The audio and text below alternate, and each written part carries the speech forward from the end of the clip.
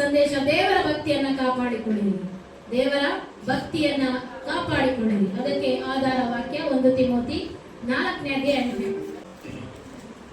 ಸ್ನೇಹ ಸಾಧನೆಯು ಸ್ವಲ್ಪ ಮಟ್ಟಿಗೆ ಪ್ರಯೋಜನವಾಗಿದೆ, ಭಕ್ತಿಯಾದರೂ ಎಲ್ಲಾ ವಿಧದಲ್ಲಿ ಪ್ರಯೋಜನವಾದದ್ದು, ಅದಕ್ಕೆ ಇಹ ಪರಗಳಲ್ಲಿಯೂ ಜೀವ ವಾಗ್ದಾನ ಉಂಟು. ಆಮೆನ್. ಭಕ್ತಿಯಾದರೂ ಎಲ್ಲಾ ವಿಧದಲ್ಲೂ ಪ್ರಯೋಜನವಾದದ್ದು, ಇದಕ್ಕೆ ಇಹ ಪರಗಳಲ್ಲಿ ಜೀವ ವಾಗ್ದಾನ ಉಂಟು. ನೋಡಿ, ಭಕ್ತಿ ಈ ಲೋಕದಲ್ಲೂ ನಮಗೆ ಪ್ರಯೋಜನ, ಪರಲೋಕದಲ್ಲೂ ನಮಗೆ ಪ್ರಯೋಜನ. ಭಕ್ತಿ ಅಂದ್ರೆ ದೇವರ ಮೇಲೆ ಇಟ್ಟಂತ ನಿನ್ನ ಭಯ ಭಕ್ತಿಯನ್ನ ಕಲಿಸುತ್ತೆ. ಭಕ್ತಿ ಭಯವನ್ನ ಕಲಿಸೋದಿಲ್ಲ, ಭಯ ಭಕ್ತಿಯನ್ನ ಕಲಿಸುತ್ತದೆ. ಅದಕ್ಕೆ ದೇವರ ವಾಕ್ಯ ಹೇಳ್ತದೆ, ಭಕ್ತಿ ಆದರೆ ಎಲ್ಲಾ ವಿಧದಲ್ಲೂ, ಯಾವುದರಲ್ಲಿ? ಎಲ್ಲಾ ವಿಧದಲ್ಲಿಯೂ ಇದಕ್ಕೆ ಇಹ ಪರದಲ್ಲಿ ಜೀವ ವಾಗ್ದಾನ ಉಂಟು. ಒಂದು ಕುಟುಂಬ ಇದ್ದಂತೆ.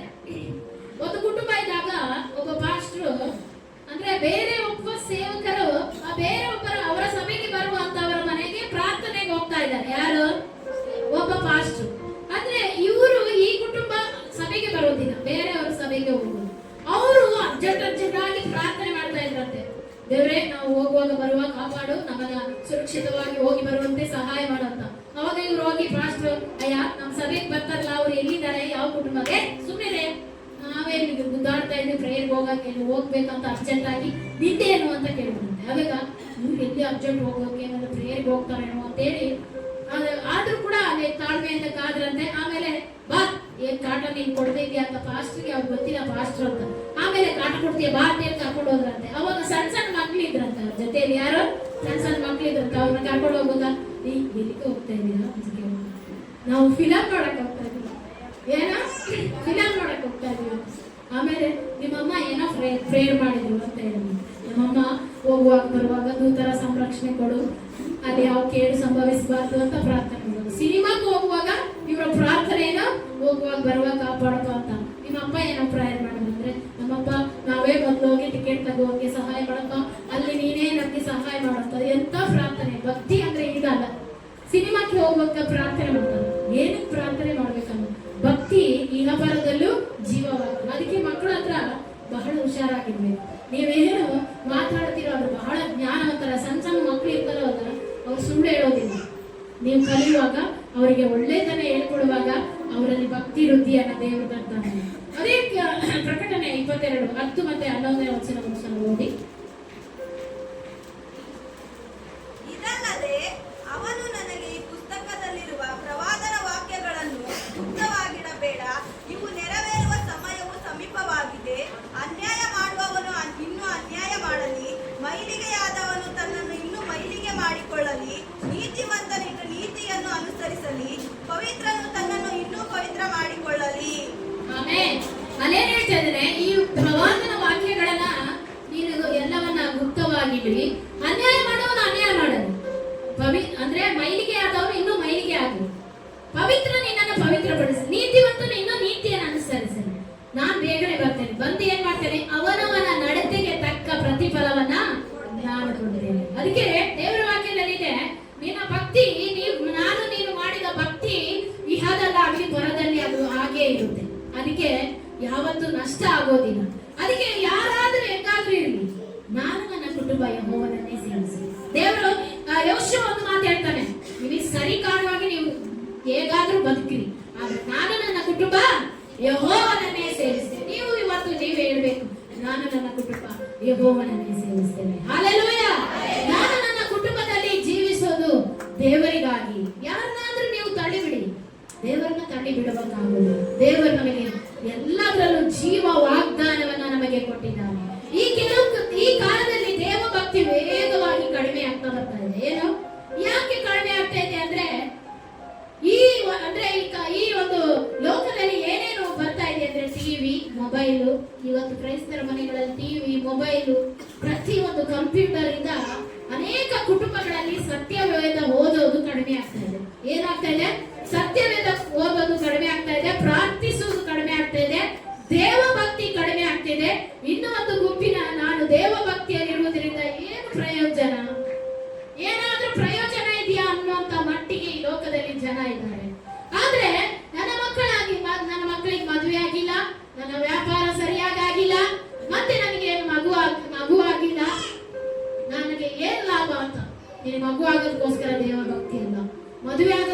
ಆಗೋದಕ್ಕೋಸ್ಕರ ದೇವರ ಭಕ್ತಿ ಅಲ್ಲ. ನೀನು ವ್ಯಾಪಾರ ಆಗೋದಕ್ಕಾಗಿ ದೇವರ ಭಕ್ತಿ ಅಲ್ಲ. ನೀನು ಇದ್ರು ಇಲ್ಲದಿದ್ರು ದೇವರಿಗಾಗಿ ನಿಲ್ಲೋದೇ ದೇವ ಭಕ್ತಿ. ಹಲ್ಲೆಲೂಯಾ.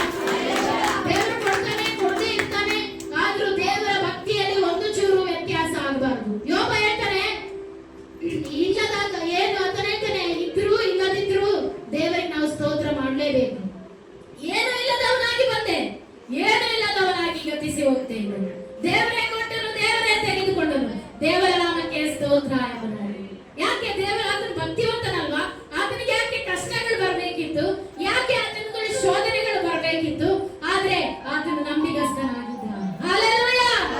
ನಾನು ನೀನು ನಂಬಿಗಸ್ತಿಕೆ ಇರುವಾಗ ದೇವರು ನಮ್ಮನ್ನು ಕೈ ಬಿಡೋದಿಲ್ಲ ಪ್ರಿಯರೇ, ಯಾವತ್ತಿಗೂ ಕೈ ಬಿಡೋದಿಲ್ಲ. ಒಂದು ತಿಳ್ಕೊಳ್ಳಿ, ದೇವರು ನಮ್ಮನ್ನು ಕೈ ಬಿಡೋದಿಲ್ಲ. ನಾನು ನೀನು ದೇವರಿಗೆ ಭಕ್ತಿ ತೋರಿಸಿದನ್ನು ಮರೆಯುವುದಕ್ಕೆ ಆತನು ಅನ್ಯಾಯಸ್ಥನಲ್ಲ. ಏನೆಲ್ಲ? ಅನ್ಯಾಯಸ್ಥನಲ್ಲ. ಈ ಲೋಕದ ಜನ ನೀನು ಸರಿ ಇಲ್ಲ, ನೀನು ಹಾಗೆ ಹೀಗೆ ಅಂತ ಹೇಳ್ಬೋದು, ಆದ್ರೆ ನನ್ನ ದೇವರು ನಿನ್ನ ಪ್ರಾರ್ಥನೆಯನ್ನ ಕೇಳುವಾತನಾಗಿದ್ದಾನೆ. ಹಲ್ಲೆಲೂಯಾ. ರೋಮ 8:28 ವಚನ ಓದ್ರಿ ಯಾರಾದ್ರೂ.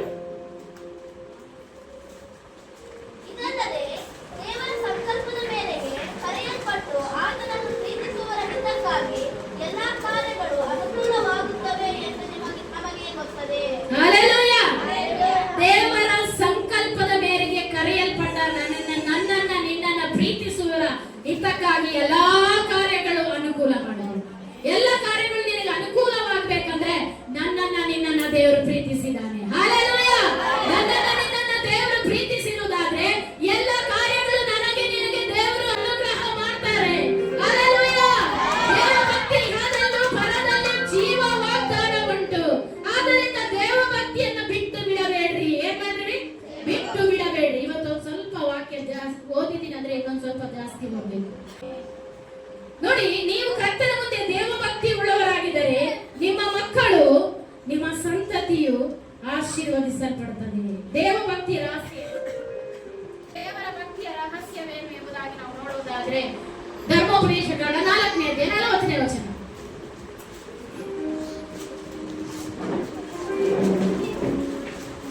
ಧರ್ಮೋಪದೇಶಕಾಂಡ 4ನೇ ಅಧ್ಯಾಯ 40ನೇ ವಚನ. ನಿಮ್ಮ ದೇವರಾದ ಯೆಹೋವನನ್ನು ನಿಮಗೂ ನಿಮ್ಮ ಸಂತತಿಯವರಿಗೂ ಶುಭ ಉಂಟಾಗುವಂತೆಯೂ ನಿಮ್ಮ ದೇವರಾದ ಯೆಹೋವನು ನಿಮಗೆ ಕೊಡುವ ದೇಶದಲ್ಲಿ ನೀವು ಸದಾಕಾಲ ಬಾಳುವಂತೆಯೂ ನಾನು ನಿಮಗೆ ಈಗ ತಿಳಿಸಿದ ಆತನ ಆಜ್ಞಾವಿಧಿಗಳನ್ನು ನೀವು ಅನುಸರಿಸಿ ನಡೆಯಬೇಕು. ಆಮೆನ್. ಹಲ್ಲೆಲೂಯಾ. ನಿಮ್ಮ ಸಂತತಿಗೆ ಶುಭ ಉಂಟಾಗುವಂತೆ ನಿಮ್ಮ ದೇವರಾದ ಯೆಹೋವನು ನಿಮಗೆ ಕೊಡುವ ದೇಶದಲ್ಲಿ ನೀವು ಸದಾಕಾಲ ಜೀವಿಸುವಂತೆಯೂ ನಾನು ನಿಮಗೆ ತಿಳಿಸಿದ ಆತನ ಆಜ್ಞಾ ವಿಧಿಗಳನ್ನ ನೀವು ಅನುಸರಿಸಿ ನಡೆಯಬೇಕು. ಏನು ಆಜ್ಞೆ ಕೊಟ್ಟಿದ್ದಾನೆ ದೇವರು? ನಮಗೆ ಆಜ್ಞೆಗಳನ್ನ ಕೊಟ್ಟಿದ್ದಾನೆ. ಅಂದ್ರೆ ಹಳ ಒಡಂಬಡಿಕೆಯಲ್ಲಿ 10 ದಶಾಜ್ಞೆಗಳು, ಹೊಸ ಒಡಂಬಡಿಕೆಯಲ್ಲಿ 2 ದಶಾಜ್ಞೆಗಳನ್ನು ಕೊಟ್ಟಿದ್ದಾನೆ. ನಿನ್ನ ದೇವರಾದ ಯೆಹೋವನನ್ನು ಪೂರ್ಣ ಹೃದಯದಿಂದ, ಪೂರ್ಣ ಬುದ್ಧಿಯಿಂದ, ಪೂರ್ಣ ಬಲದಿಂದ ದೇವರನ್ನ ಪ್ರೀತಿಸು, ನಂತರ ನಿನ್ನ ನೆರೆಯವರು ನಿನ್ನಂತೆ ಪ್ರೀತಿಸು. ಇದು 2ರಲ್ಲಿ ಎಲ್ಲವೂ ಅಡಕವಾಗಿದೆ. ಪ್ರೀತಿ ಕೊಟ್ರೆ ಪ್ರೀತಿ, ಆತನು ನಮಗೆ ಪ್ರೀತಿ ತೋರಿಸುವ ದೇವರಾಗಿದ್ದಾನೆ. ದೇವ ಭಕ್ತಿ ಈ ಜೀವಕ್ಕೆ, ನಿತ್ಯ ಜೀವಕ್ಕೂ ಬಾಧ್ಯವಾಗಿದೆ. ಈ ಜೀವದಲ್ಲಿ ಶರೀರ, ಪ್ರಾಣ, ಆತ್ಮ ಎಲ್ಲದಕ್ಕೂ ಆಶೀರ್ವದಿಸಲ್ಪಡಬೇಕು. ನೋಡಿ, ಈ ಲೋಕದಲ್ಲಿ ಎಲ್ಲಾ ಸಂಪಾದನೆ ಮಾಡ್ತೀವಿ. ಅದಕ್ಕೆ ಒಬ್ಬನಿಗೆ ಯೇಸು ಸ್ವಾಮಿ ಹೇಳ್ತಾರೆ, ಎಲೆ ಮನುಷ್ಯನೇ, ಇಡೀ ಲೋಕವನ್ನೇ ಸಂಪಾದಿಸಿದ್ಯಾ, ಇನ್ನು ಪ್ರಾಣ ನಷ್ಟಪಟ್ಟರೆ ಏನು ಪ್ರಯೋಜನ? ತಿನ್ನು, ಮಜಾ ಮಾಡು, ಕುಡಿ, ಎಲ್ಲ ಮಾಡು, ನಿನಗೆ ಏನೆಲ್ಲ ಬೇಕಾದಷ್ಟು ಸರಕುಗಳನ್ನ ಮಾಡಿಟ್ಟಿದ್ದೇನೆ ಅಂತ ಹೇಳ್ತಾನೆ. ಅವಾಗ ದೇವರು ಒಂದು ಮಾತು ಹೇಳ್ತಾನೆ, ಅಯ್ಯೋ ಮೂರ್ಖನೇ, ಇವತ್ತೇ ನಿನ್ನ ಜೀವವನ್ನ ತೆಗೆದ್ರೆ ಇದೆಲ್ಲ ಯಾರ ಪಾಲಾಗುತ್ತೆ? ಇದು ಲೋಕದಲ್ಲಿ ನಾವು ಹಣ, ಅಂತಸ್ತು ಸಂಪಾದನೆ ಮಾಡ್ರಿ, ಅದಕ್ಕೊಂದು ಮಿತಿ ಇದೆ. ಆದ್ರೆ ಇದರ ಜೊತೆ ನಮಗೆ ಒಂದು ಬೇಕಾಗಿರೋದು ದೇವರ ಭಕ್ತಿ. ಹಲ್ಲೆಲೂಯಾ. ನೀವು ಏನ್ ಮಾಡ್ತೀರೋ ನಿಮ್ಮ ಮಕ್ಕಳು ಅದರಲ್ಲೇ ಬೆಳೀತಾರೆ. ನೀವು ಏನ್ ಮಾಡಿದ್ರೆ ನೀವು ಮಕ್ಕಳು ಅದರಲ್ಲೇ ಬೆಳೀತಾವೆ. ನಿಮ್ಮ ಅಪ್ಪ ಸಿಗರೇಟ್ ತಂದ್ಕೊಡಾದ್ರೆ ಅವನು ಬರ್ತಾ ಕೊಡ್ತಾನೆ, ಮತ್ತೆ ಅವನೇ ಸೇರ್ಕೊಂಡು ಬರ್ತಾನೆ. ನೀನ್ ಕಲ್ಸಿರೋದೇ ಅವ್ನು ಕಲಿತಾನೆ. ನೀನು ಬೈಬಲ್ ಓದಿದ್ರೆ ಅವನು ನಾಳೆ ದಿನ ಒಂದು ದಿನ ಬೈಬಲ್ ಓದ್ತಾನೆ. ನೀನು ಪ್ರಾರ್ಥನೆ ಮಾಡುವಾಗ ಇನ್ನೊಂದು ದಿನ ಅವನು ಪ್ರಾರ್ಥನೆ ಮಾಡ್ತಾನೆ. ನಾನು ಏನು ಕಲಿಸ್ತೀವೋ ಮಕ್ಕಳಿಗೆ ಅದೇ ಬರುತ್ತೆ. ಆದ್ರೆ ಮೊದಲನೇದಾಗಿ ದೇವ ಭಕ್ತಿಯು ಸಂರಕ್ಷಣೆ ನೀಡುತ್ತದೆ. ಏನ್ ಮಾಡ್ತದೆ? ದೇವರ ಭಕ್ತಿ ನಮ್ಮನ್ನ ಸಂರಕ್ಷಣೆ ನೀಡುವಂತದಾಗಿದೆ. ದೇವ ಭಕ್ತಿ ನಿಮಗೆ ಸಂರಕ್ಷಣೆ ನೀಡುತ್ತದೆ. ಭಕ್ತಿ ಉಳ್ಳವನು ಕರ್ತನು ತನಗಾಗಿ ಪ್ರತ್ಯೇಕಿಸಿಕೊಳ್ಳುತ್ತಾನೆ. ಭಕ್ತಿ ಉಳ್ಳವನು ಏನ್ ಮಾಡ್ತಾನೆ? ಲೋಕದ ಜನರ ಮಧ್ಯದಲ್ಲಿ ವ್ಯವಹಾರ ನಡೆಸೋದಿಲ್ಲ. ಅವನು ಪ್ರತ್ಯೇಕವಾಗಿರ್ತಾನೆ. ಯಾಕೆ ಅಂದ್ರೆ ಪಾಪ ಅವರನ್ನ ಮುಟ್ಟದ ಹಾಗೆ ನೋಡ್ಕೊಳ್ತಾನೆ. ಯಾಕೆ ಹೇಳಿ? ದೇವರ ಭಕ್ತಿ ಉಳ್ಳವನು ಅವ್ರ ಜೊತೆ ಇವ್ರ ಜೊತೆ ಸೇರೋದಿಲ್ಲ. ಅವನು ಪ್ರತ್ಯೇಕವಾಗಿ ದೇವರಿಗೆ ಭಯಭಕ್ತಿಯಿಂದ ನಡೆದುಕೊಳ್ಳುತ್ತಾನೆ. ನಾನು ನನ್ನ ಕುಟುಂಬ ಪ್ರತ್ಯೇಕವಾಗಿ ಇರುವವರು, ನಾವು ದೇವರಿಗಾಗಿ ಬದುಕುವವರು, ನನ್ನ ಕುಟುಂಬ ದೇವರಿಗೆ ಆಗಿ ಮೀಸಲಾದ ಕುಟುಂಬ ಎಂಬುದಾಗಿ ಭಯಭಕ್ತಿಯಿಂದ ನಡೆದುಕೊಳ್ಳುತ್ತೇವೆ. ಅವರ ಹಾಗೆ ಇವರ ಹಾಗೆ ನಾವು ನಡೆಯೋದಿಲ್ಲ, ಅವರ ಸಹವಾಸವನ್ನು ಮಾಡೋದಿಲ್ಲ. ಅದಕ್ಕೆ ದೇವರು ವಾಕ್ಯ ಹೇಳ್ತದೆ, ಏನ್ ಹೇಳ್ತದೆ? ನಂಬಿಕೆ ಇಲ್ಲದವರ ಜೊತೆ ಸೇರಿ ಜೋಡರಾಗಬೇಡ್ರಿ. ಏನಂತ? ನಂಬಿಕೆ ಇಲ್ಲ. ಈಗ ನಂಬಿಕೆ ಇಲ್ಲ ಅಂದ್ರೆ ಯಾರಿಗೂ ಅನ್ಯಕ್ಕೆ ಹೇಳಿದ ನಂಬಿಕೆ ಇರಲ್ವಲ್ಲ. ಈಗ ನನಗೆ ನಂಬಿಕೆ ಇಲ್ಲ ಅಂದ್ರೆ ನನ್ನ ಜೊತೆ ಸೇರಿದ್ರೆ ನಾನು ನಂಬಿಕೆ ಇಲ್ಲದ ಮಾತುಗಳನ್ನೇ ನಿನಗೆ ಹೇಳ್ಕೊಡ್ತೀನಿ. ಒಂದೇ ಒಂದು ದಿನ ಸೇರಿ ಸಾಕು, ಬೇರೆ ಜಾಸ್ತಿ ಹೊತ್ತು ಬೇಡ. ಒಂದು ದಿನ ಸೇರಿ ಅವ್ರು ನಿನ್ನ ನಂಬಿಕೆಯನ್ನ ಕೆಡಿಸೇ ಬಿಡ್ತಾರೆ. ನೀ ನಂಬಿಕೆ ಇಲ್ಲದವರ ಜೊತೆಗೆ ಸೇರಿ ನೀನು ಇಚ್ಚೋಡರಾಗಬೇಡ್ರಿ. ಭಕ್ತಿಗೂ ಅಧರ್ಮಕ್ಕೂ ಜೊತೆ ಇದೆಯಾ? ಭಕ್ತಿಗೂ ಭಕ್ತಿ ಇಲ್ಲದ ಜೀವಿತಕ್ಕೂ ಜೊತೆ ಇದೆಯಾ? ಸೈತಾನನಿಗೂ ದೇವರಿಗೂ ಒಡನಾಟ ಇದೆಯಾ? ಇಲ್ಲ. ನಾವು ಪ್ರತ್ಯೇಕಿಸಲ್ಪಟ್ಟವರು, ದೇವರು ನಾವು ಲೋಕದಿಂದ ಪ್ರತ್ಯೇಕಿಸಲ್ಪಟ್ಟವರು. ನೋಡಿ, ತಾವರೆ ಹೂವಿದೆ, ಎಲ್ಲಿ ಬೆಳೆಯುತ್ತೆ? ಅದು ಕೆಸರಲ್ಲೇ ಬೆಳೆಯುತ್ತೆ. ಜಾಸ್ತಿ ಬೆಳೆಯೋದು ಕೆಸರಲ್ಲಿ. ಆದ್ರೆ ಆ ತಾವರೆ ಹೂವು ಆ ಕೆಸರು ಅಂಟ್ಕೊಂಡಿರೋದು. ಯಾಕೆ? ಅದರಿಂದ ಅದು ಪ್ರತ್ಯೇಕವಾಗಿದೆ. ಕೆಸರಲ್ಲಿ ಅದು ಹೋಗಿ ಸೇರೋದಿಲ್ಲ, ಅದು ಪ್ರತ್ಯೇಕವಾಗಿ ಸುಂದರವಾಗಿ ಅರಳುತ್ತೆ. ಅದನ್ನ ನೋಡಿದವರೆಲ್ಲ ಸಂತೋಷ ಪಡ್ತಾರೆ. ತಾವರೆ ಹೂವು ನೋಡದೆ ಅಯ್ಯೋ ಸರಿ ಇಲ್ಲ ಅಂತ ಬರ್ತೀವ, ಅದೆಷ್ಟು ಸುಂದರವಾಗಿದೆ, ಸಿಕ್ಕಿದ್ರೆ ಕುಯ್ಕೊಳ್ಳೋಣ ಅನ್ಸುತ್ತೆ. ಆದ್ರೆ ಅದು ಸಿಗಲ್ಲ. ಯಾಕೆ? ಮಧ್ಯದಲ್ಲಿ ಎಲ್ಲೋ ಇರುತ್ತೆ. ಆದ್ರೆ ಗುಲಾಬಿ ಹೂವು ನೋಡಿ, ಗುಲಾಬಿ ಹೂವು ಹೆಂಗಿರುತ್ತೆ? ಮುಳ್ಳುಗಳ ಮಧ್ಯದಲ್ಲಿ ಸುಂದರವಾಗಿ ಹರಡುತ್ತೆ. ಅದನ್ನ ನೋಡಿದವ್ರು ಯಾರು ಕೂಡ ಚೆನ್ನಾಗಿಲ್ಲ ಅಂತ ಬಿಟ್ಟು ಹೋಗೋದಿಲ್ಲ, ಅದನ್ನ ತಗೊಳ್ತಾರೆ. ಯಾಕೆ? ಅದು ಮುಳ್ಳುಗಳ ಮಧ್ಯದಲ್ಲಿ ಸುಂದರವಾಗಿ ಬೆಳೆದಿದೆ. ನೀನು ನಾನು ಈ ಲೋಕದಲ್ಲಿ ಮುಳ್ಳುಗಳ ಮಧ್ಯದಲ್ಲಿ ಸುಂದರವಾಗಿ ನಾನು ನೀನು ಬದುಕಬೇಕೆಂಬುದಾಗಿ ದೇವರು ನಮ್ಮನ್ನು ಆರಿಸಿದ್ದಾನೆ. ಹೊಲಸು ತುಟಿಯವನು ಹೊಲಸು ತುಟಿಗಳ ಮಧ್ಯದಲ್ಲಿ ವಾಸಿಸುವವನು ರಾಜಾದಿ ರಾಜನಾದ ನಿನ್ನನ್ನು ಹೇಗೆ ನಾನು ನೋಡಲಿ ಅಂತ.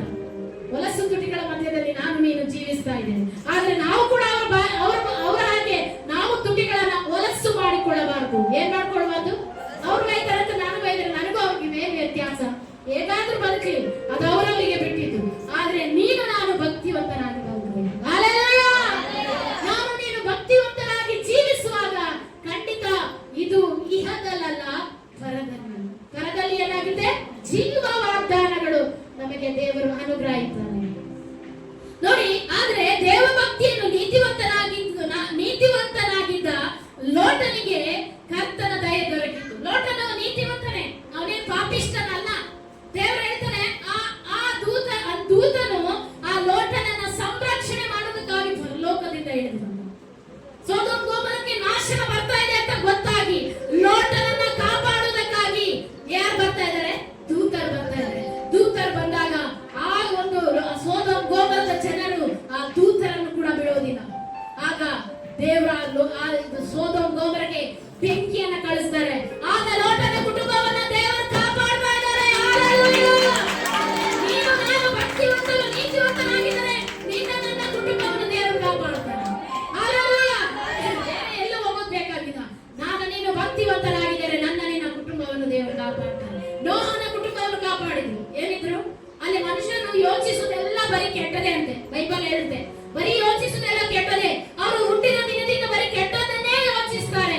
ಆದ್ರೆ ಅದೇ ಸ್ಥಳದಿಂದ ನೀತಿವಂತನಾದ ನೋಹನನ್ನ ಬೇರ್ಪಡಿಸಿದ್ರು ದೇವರು. ಬೇರ್ಪಡಿಸಿ ಅವ್ರು ಹೇಳ್ತಾರೆ, ನೀನೊಂದು ನಾವೇನ ಮಾಡಿಕೊಳ್ಳಬೇಕು, ನಾವೇನ ಮಾಡಿಕೊಂಡು ನಿನ್ನ ಕುಟುಂಬವನ್ನು ಮಾತ್ರ ಅದರ ಒಳಗಡೆ ಸೇರಿಸಿಕೋ, ಪ್ರಾಣಿ ಪಕ್ಷಿಗಳನ್ನ ಸೇರಿಸಿಕೋ. ಅಲ್ಲಿದ್ದ ಜನ ಆಡ್ಕೊಂಡ್ರು, ಹುಚ್ಚ ನೋಡಲಿ, ಮಳೆ ಬರುತ್ತೆ ಅಂತಾರೆ. ಎಲ್ಲಿ ಮಳೆ ಬರ್ತಾ ಇದೆ? ಮಳೆನೂ ಇಲ್ಲ, ಏನೂ ಇಲ್ಲ. ಹುಚ್ಚು ಇವನು ಮುದುಕ, ಇವನಿಗೆ ಏನಾಗಿದೆಯೋ, ನಾವೇ ಕಟ್ಟು, ಅದನ್ನ ಕಟ್ಟು, ಇದನ್ನ ಕಟ್ಟು ಅಂತ ಇದ್ದಾನೆ. ಆದ್ರೆ ಎಲ್ಲಿ ಮಳೆ ಬರುತ್ತೆ ಅಂದ್ರೆ ಮಳೆನೇ ಬಂದಿಲ್ಲ. ನೋಹನ ಕಾಲ ಆಗುವವರೆಗೂ, ಅಂದ್ರೆ ಆ ಕಾಲದವರೆಗೂ ಮಳೆನೇ ಇಲ್ಲ. ಅಲ್ಲಿ ಏನಿತ್ತು ಗೊತ್ತಾ? ಮಂಜು ಬೀಳ್ತಾ ಇತ್ತು. ಏನಿತ್ತು? ಆ ಮಂಜಲ್ಲೇ ಬೆಳೆಯನ್ನ, ಪೈರುಗಳನ್ನ ಬೆಳೀತಾ ಇದ್ರು ಜನ. ಅದಕ್ಕೆ ಅವ್ರಿಗೆ ಗೊತ್ತಿಲ್ಲ ಮಳೆ ಬರ್ತಾ ಇದೆ, ಮಳೆ ಬರುತ್ತೆ ಅಂದ್ರೆ ಯಾರು ನಂಬಿಲ್ಲ ನೋಹನನ್ನ. ಆದ್ರೆ ನೋಹನ ಕುಟುಂಬವನ್ನು ದೇವರು ಕಾಪಾಡಿದ ಜಲ ಪ್ರಳಯದಿಂದ. ನನ್ನನ್ನು ನಿನ್ನನ್ನು ಕಾಪಾಡ್ತಾರೆ. ಜಾಸ್ತಿ ಅದು ಉದಾಹರಣೆ ಬೇಕಾಗಿಲ್ಲ. ಕೊರೋನಾದಲ್ಲಿ ನನ್ನ ನಿನ್ನನ್ನು ಕಾಪಾಡಿದಾರಲ್ಲ, ಅದೇ ದೇವರು. ಹಲ್ಲೆಲೂಯಾ! ನೀತಿವಂತನಾದ ನನ್ನನ್ನು ನಿನ್ನನ್ನು ದೇವರು ಕಾಪಾಡಿದ್ರಲ್ಲ, ಅದೇ ಒಂದು ದೊಡ್ಡ ಅದ್ಭುತ. ಹಲ್ಲೆಲೂಯಾ! ಹಲ್ಲೆಲೂಯಾ!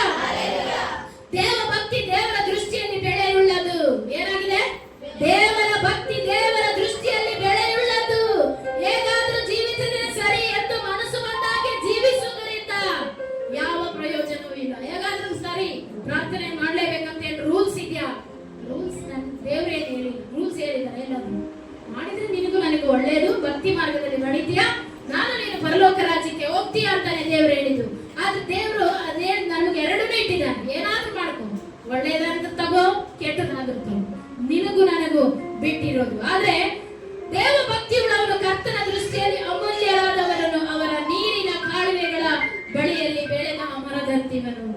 ಕೀರ್ತನೆ 1ನೇ ಅಧ್ಯಾಯ 3ನೇ ವಚನ ಓದಿ.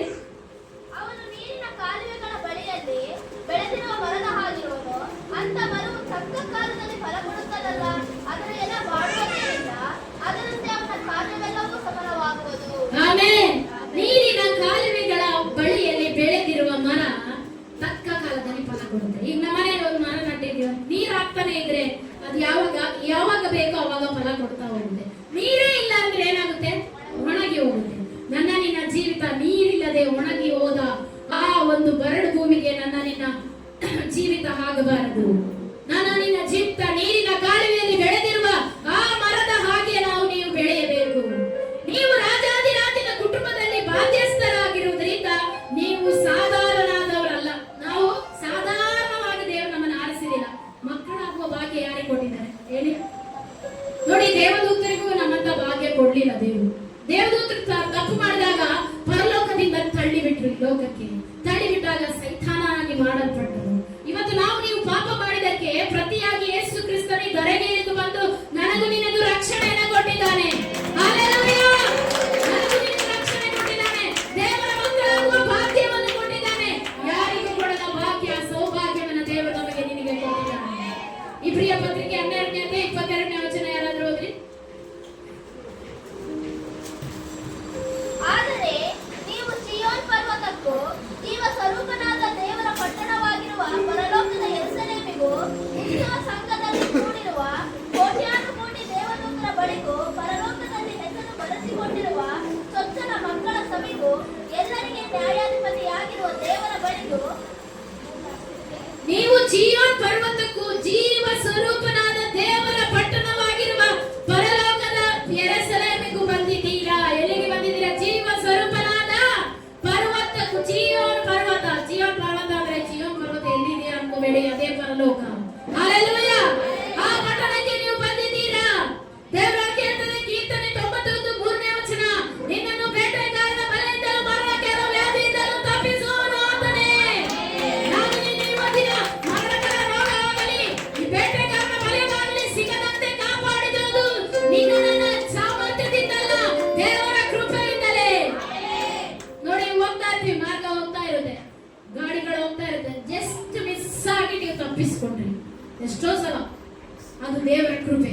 ದೇವದೂತರು ನಿನ್ನನ್ನು ಸಂರಕ್ಷಣೆ ಮಾಡಿದ್ದಾರೆ. ಕಾಲಿಗೆ ತಗಲದಾಗಿ ಕರಗಳಲ್ಲಿ ಎತ್ತಿಕೊಂಡು ನಿನ್ನನ್ನು ಕಾಪಾಡಿದ್ದಾರೆ. ದೇವರು ಅನುದಿನದ ಆಹಾರವನ್ನು ಕೊಟ್ಟು ದಿನನಿತ್ಯ ನಿನ್ನನ್ನು ಕಾಪಾಡಿದ್ದಾರೆ. ನಾವು ಹೇಳ್ಬಾರ್ದು ನನ್ನ ಸಾಮರ್ಥ್ಯ ಅಲ್ಲ. ಹೋದವಾರ ಒಂದು ಹಾಡು ಹೇಳಿದೆ, ನನ್ನ ಸಾಮರ್ಥ್ಯ ನನ್ನ ಬಲವೆಲ್ಲ ನನ್ನ ಕರ್ತನ ನೀನು ಮಾತ್ರನೇ. ನನ್ನ ನಂಬಿಕೆ ನನ್ನ ನಿರೀಕ್ಷೆ ಎಲ್ಲ ದೇವರೇ. ನಾವೆಲ್ಲ ಬದುಕಿರುವುದು ಆತನ ಕೃಪೆಯಿಂದ. ಎರಡನೇದಾಗಿ ದೇವರ ಭಕ್ತಿ ನಿನ್ನನ್ನು ಉನ್ನತಿಗೆ ತರುತ್ತದೆ. ಏನ್ ಬರುತ್ತೆ? ದೇವರ ಭಕ್ತಿ ನನ್ನನ್ನ ಉನ್ನತಿಗೆ ತರುವಂತದಾಗಿದೆ. ಲೂಕನ ಬರೆದ ಸುವಾರ್ತೆ 9ನೇ ಅಧ್ಯಾಯ 62ನೇ ವಚನ ಓದ್ರಿ.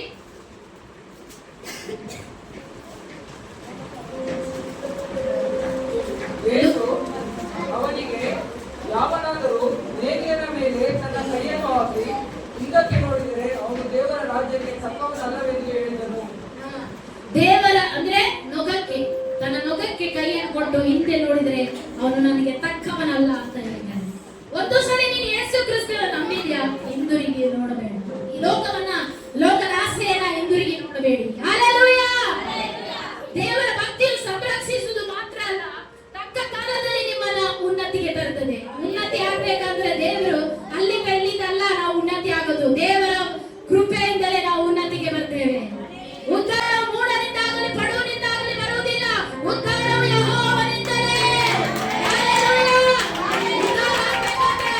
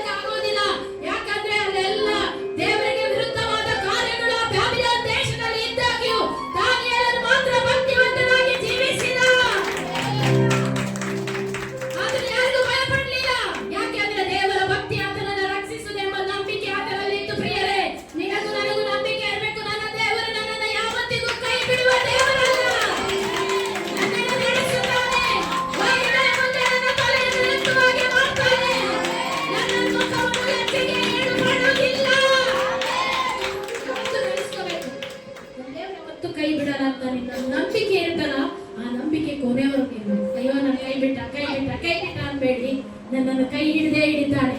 ಎಲ್ಲರ ಮುಂದೆ ನನ್ನನ್ನು ಶಿರಸ್ಸಾಗಿ ಮಾಡುತ್ತಾನೆ ಹೊರತು ಭಾರವನ್ನಾಗಿ ಮಾಡುವುದಿಲ್ಲ. ನನ್ನ ಮಕ್ಕಳು ಕೂಡ ಎಲ್ಲರಿಗಿಂತ ಉನ್ನತ ಸ್ಥಿತಿಯಲ್ಲೇ ಇರ್ತಾರೆ ಹೊರತು ಕೆಳಗಾಗಿ ನನ್ನ ಮಕ್ಕಳನ್ನು ಮಾಡುವುದಿಲ್ಲ ಎಂಬ ನಿರೀಕ್ಷೆ ನಿನ್ನಲ್ಲಿರಬೇಕು. ನೀನು ಯಾವಾಗಲೂ ಹೇಳ್ಬೇಕು, ನನ್ನ ದೇವರು ನನ್ನನ್ನಾಗ್ಲಿ ನನ್ನ ಕುಟುಂಬವನ್ನಾಗ್ಲಿ ನನ್ನ ಸಂತತಿಯನ್ನ ತಲೆಬಾಗುವಾಗೆ ಮಾಡೋದಿಲ್ಲ, ತಲೆ ಎತ್ತಿ ನಿಲ್ಲುವಾಗೆ ದೇವರು ಮಾಡ್ತಾರೆ ಎಂಬ ನಂಬಿಕೆ ನನ್ನಲ್ಲಿ ನಿನ್ನಲ್ಲಿ ಇರಬೇಕು. ಬ್ಯಾಬಿಲೋನ್ಯವರು ಭಕ್ತಿಯಿಂದಲೇ ಜೀವಿಸಲು ತೀರ್ಮಾನ ಮಾಡಿದರು. ದೇವ ಭಕ್ತಿಯನ್ನು ಕಾಪಾಡಿಕೊಳ್ಳಲು ನಿಶ್ಚಯಿಸಿದರು. ರಾಜನ ನಿಲ್ಲಿಸಿದ ಶಿಲೆಗೆ ಅಡ್ಡ ಬೀಳದೆ ಅಗ್ನಿಗೆ ಆಹುತಿಯಾಗಬೇಕೆಂಬ ಸ್ಥಿತಿ ಬಂದರೂ ಕೂಡ, ಸಿಂಹಗಳ ಗವಿಯಲ್ಲಿ ಹಾಕಲ್ಪಡಬೇಕಾದ ಸ್ಥಿತಿ ಬಂದರೂ ಕೂಡ ಭಯಪಡ್ತಿದ್ರು. ನಾವಾದ್ರೂ ಭಯಪಡ್ತೇವೆ, ಅಯ್ಯೋ ಬೇಡ ಸ್ವಾಮಿ, ಸಿಂಹ ಹೆಂಗಾದ್ರೂ ನುಗ್ಗಿಬಿಟ್ರೆ ಏನ್ ಮಾಡೋದಂತ. ಯಾವುದಕ್ಕೂ ಭಯ ಪಡ್ಲಿಲ್ಲ. ದೇವರ ಮುಂದೆ ನೀತಿವಂತರಾಗಿ ನಿಂತಂತ ದಾನಿಯೇಲನನ್ನ ಶದ್ರಕ್, ಮೇಷಕ್, ಅಬೇದ್ನೆಗೋಗ ದೇವರೇ ನಿಜವಾದ ದೇವರಂತಾಗಿ ಘೋಷಣೆ ತಂದ್ರು. ಆ ದೇಶದಲ್ಲಿ ಇಡೀ ಆ ದೇಶದಲ್ಲಿ ಏನ್ ತಂದ್ರು? ರೂಲ್ಸ್ ಏನ್ ತಂದ್ರು? ಶದ್ರಕ್, ಮೇಷಕ್, ಅಬೇದ್ನೆಗೋಗ ದೇವರೇ ನಿಜವಾದ ದೇವರು, ಅವರನ್ನೇ ದೇವರು ಆರಾಧಿಸಬೇಕೆಂಬ ರೂಲ್ಸ್ ತಂದ್ರು. ಆಮೇಲೆ ದಾನಿಯೇಲನ ಸಿಂಹದ ಗವಿಯಲ್ಲಿ ತಿನ್ನದಿರುವಾಗ ದಾನಿಯೇಲನ ದೇವರನ್ನೇ ಸೇವಿಸಬೇಕೆಂಬ ರೂಲ್ಸ್ ಅನ್ನು ತಂದ್ರು. ಇವತ್ತು ನೋಡಿ, ಅನ್ಯರು ಅವರ ಮುಂದೆ ನೀತಿವಂತರಾಗಿ ಬದುಕಿ ಅವರ ದೇವರು ಯಾರು ಎಂಬುದಾಗಿ ತೋರಿಸಿಕೊಟ್ರು. ಎಲಿಯನು ನೋಡಿ, ಕಾರ್ಮೆಲ್ ಬೆಟ್ಟದಲ್ಲಿ ನಿಂತಿದ್ದಾನೆ.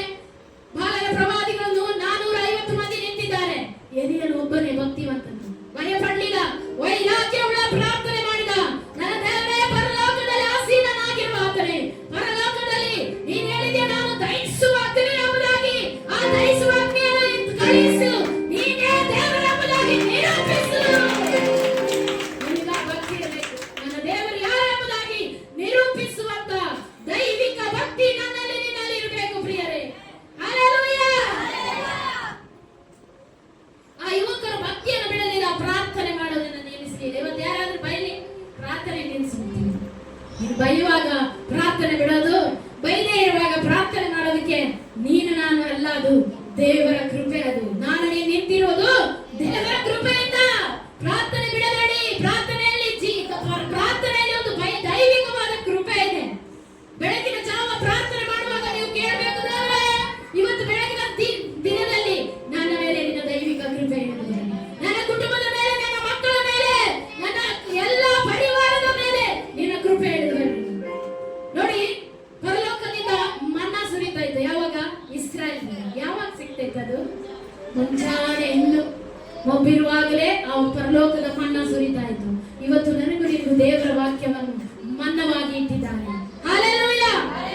ನಿಮ್ಮ ಬಡತನಕ್ಕಾಗಿ ಎಂದಿಗೂ ಮುಖಮುಟ್ಟಬೇಡ್ರಿ, ಬಡತನಕ್ಕಾಗಿ ಗುಣಗೊಟ್ಟಬೇಡಿ.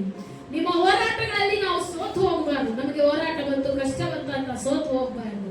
ಕರ್ತನಿಗಾಗಿ ಕಾಯಬೇಕು. ಹಲ್ಲೆಲೂಯಾ. ನೇಗಿಲ ಮೇಲೆ ಕೈ ಇಟ್ಟು ಹಿಂದಿರುಗಿ ನೋಡಬಾರದು. ಏನಾಗಬಾರದು? ಹಿಂದಿರುಗಿ ನೋಡಬಾರದು. ಅಪೊಸ್ತಲರ ಕೃತ್ಯ 11ನೇ ವಚನ ಓದ್ರಿ. ಆಗ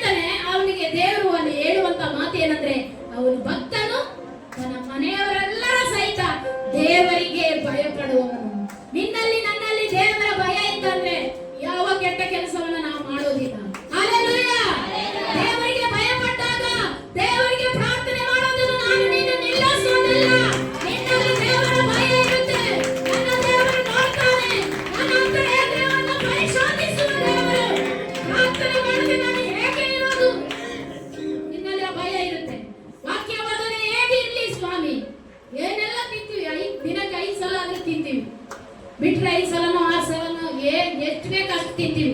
ನಿನ್ನ ಆತ್ಮಕ್ಕೂ ಒಂದು ಆಹಾರ ಬೇಕು. ಅದು ಬಳಲಿ ಹೋದ್ರೆ ನೀನು ಇದ್ದು ಏನು ಪ್ರಯೋಜನ ಇಲ್ಲ. ಆದ್ರೆ ಆ ಆತ್ಮಕ್ಕೆ ದೇವರ ವಾಕ್ಯ ಪ್ರತಿದಿನ ನೀನು ಊಟ ಹೇಗೆ ಮಾಡ್ತೀಯೋ ಅಷ್ಟೇ ಪ್ರಾರ್ಥನೆ ಜೀವಿತ ನನ್ನಲ್ಲಿ ನಿನ್ನಲ್ಲಿ ಇರಬೇಕು ಪ್ರಿಯರೇ. ಪ್ರಾರ್ಥನೆ ಇಲ್ಲದ ಜೀವಿತ ಬರಡು ಭೂಮಿಗೆ ಸಮಾನ.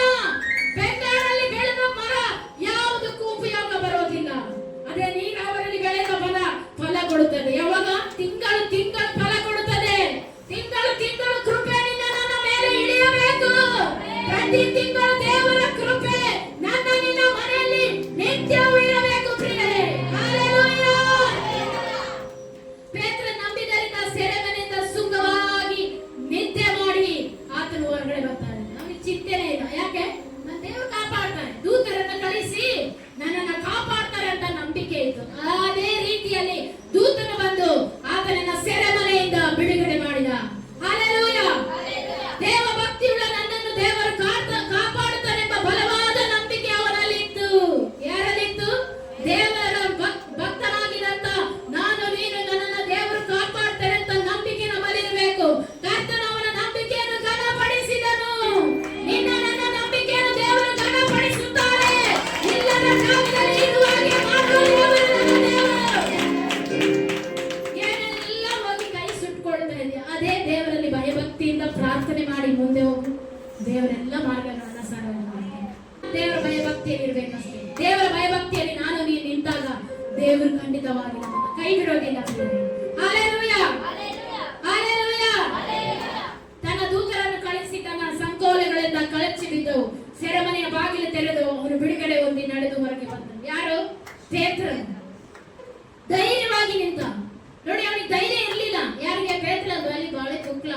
ಆತನು ಸಂಶಯ ಪಡುವನು. ಯಾವಾಗೆಲ್ಲ ಸಂಶಯ ಪಡ್ತಾನೆ. ಆದ್ರೆ ಸುಳ್ಳು ಹೇಳಿದಂತ ವ್ಯಕ್ತಿ ಯಾರು? ಪೇತ್ರ. ಆದ್ರೆ ಆತನು ಪವಿತ್ರಾತ್ಮ ಆತನ ಮೇಲೆ ಬಂದಾಗ ಬಲವುಳ್ಳವನಾಗಿ ಸೇವೆ ಮಾಡಲಿಕ್ಕೆ ಪ್ರಾರಂಭ ಮಾಡ್ತಾನೆ. ಒಂದೇ ಒಂದು ಪ್ರಸಂಗದಲ್ಲಿ 3,000 ಜನರು ಆತನ ಆತನ ಹೇಳಿದ ಮಾತಿನಿಂದ ಎದ್ದು ನಡೆದಾಡಿದ. ಎಂತ ದೈವಿಕ ಕೃಪೆಯನ್ನು ಹೊಂದಿಕೊಂಡ ಪೇತ್ರನು. ಹಲ್ಲೆಲೂಯಾ. ದೇವರು ನನ್ನನ್ನು ನಿನ್ನನ್ನ ಕೈ ಬಿಡುವುದಿಲ್ಲ. ಮೂರನೇದಾಗಿ ದೇವ ಭಕ್ತಿ ವೃದ್ಧಿಯನ್ನು ಉಂಟು ಮಾಡುತ್ತದೆ. ದೇವರ ಭಕ್ತಿ ಏನ್ ಮಾಡ್ತದೆ? ವೃದ್ಧಿಯನ್ನು ಉಂಟು ಮಾಡುತ್ತದೆ. ಯೆಶಾಯ 65:22ನೇ ವಚನ ಓದ್ರಿ ಯಾರಾದ್ರೂ.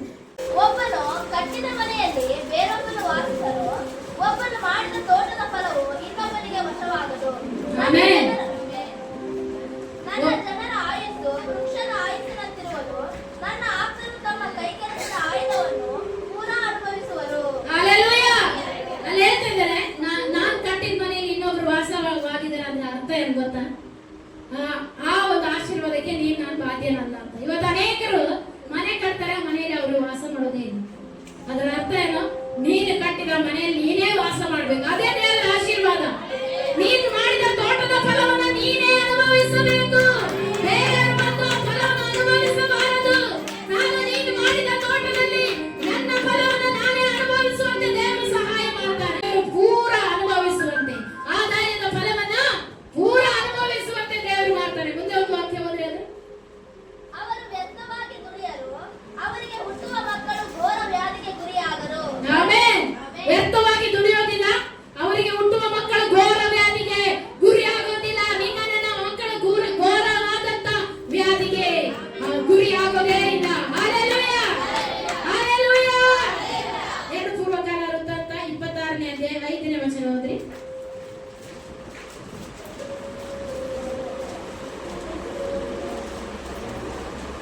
ದೇವಭಕ್ತಿಯನ್ನು ಬೋಧಿಸುತ್ತಿದ್ದ ಜಕರ್ಯನ ಜೀವಮಾನದಲ್ಲಿ ಅವನು ದೇವರನ್ನು ಅವಲಂಬಿಸಿಕೊಂಡಿದ್ದನು. ಹೀಗೆ ಅವಲಂಬಿಸಿದ ಕಾಲದಲ್ಲೆಲ್ಲ ದೇವರಾದ ಯೆಹೋವನು ಅವನನ್ನು ಅಭಿವೃದ್ಧಿಪಡಿಸಿದನು. ಆಮೆನ್. ದೇವ ಭಕ್ತಿಯನ್ನು ಬೋಧಿಸುತ್ತಿದ್ದ ಜಕರ್ಯನ ಜೀವಮಾನ ಕಾಲವೆಲ್ಲ ದೇವರಾದ ಯೆಹೋವನು ಅವನನ್ನು ಅಭಿವೃದ್ಧಿಗೆ ತಂದನು. ಏನ್ ಮಾಡ್ದ? ದೇವರ ಭಕ್ತಿಯಲ್ಲಿ ನಾನು ನೀನು ಜೀವಿಸೋದಾದ್ರೆ ದೇವರ ಅಭಿವೃದ್ಧಿಗೆ ನಮ್ಮನ್ನು ತಂತಾನೆ. ಹಲ್ಲೆಲೂಯಾ. ದಾವೀದನ ನೋಡಿ, ದೇವರ ಭಯ ಭಕ್ತಿ ಉಳ್ಳವನಾದ ದಾವೀದನನ್ನ ದೇವರ ಅರಸುತನಕ್ಕೆ ತಂದು ಬಿಟ್ಟ. ಹಲ್ಲೆಲೂಯಾ. ಅವನೇನಾದ್ರೂ ಆಸ್ತಿ ಮಾಡಿದ್ನ? ದಾವೀದ ಒಂದು ದೊಡ್ಡದಾಗಿ ಆಸ್ತಿ ಮಾಡಿದ್ನ? ಅವರ ಅಣ್ಣ ತಮ್ಮಂದಿರ ಆಸ್ತಿವಂತರಾಗಿದ್ದರು, ಸ್ಥಿತಿವಂತರಾಗಿದ್ದರು. ಆದ್ರೆ ದಾವೀದನು ಯಾವ ಆಸ್ತಿನೂ ಮಾಡಲಿಲ್ಲ. ದೇವರ ಮೇಲೆ ಭಯ ಭಕ್ತಿ ಉಳ್ಳವನಾಗಿದ್ದ. ಆತನ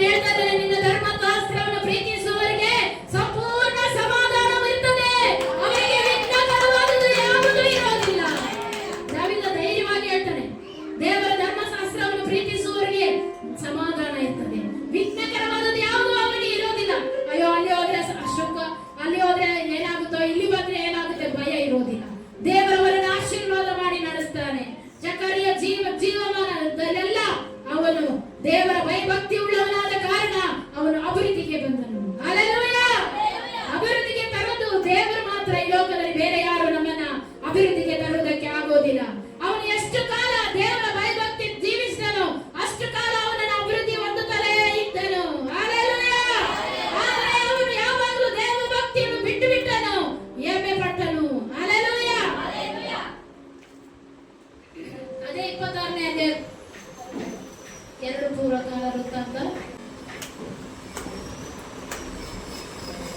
4ನೇ ವಚನ ಓದ್ರಿ. ಅವನು ತನ್ನ ತಂದೆಯಾದ ಅಮಚ್ಯನಂತೆ ಯೆಹೋವನ ಚಿತ್ತಾನುಸಾರವಾಗಿ ನಡೆದನು. ದೇವಭಕ್ತಿಯನ್ನು ಬೋಧಿಸುತ್ತಿದ್ದ ಜಕರ್ಯನ ಜೀವಮಾನದಲ್ಲಿ ಅವನು ದೇವರನ್ನು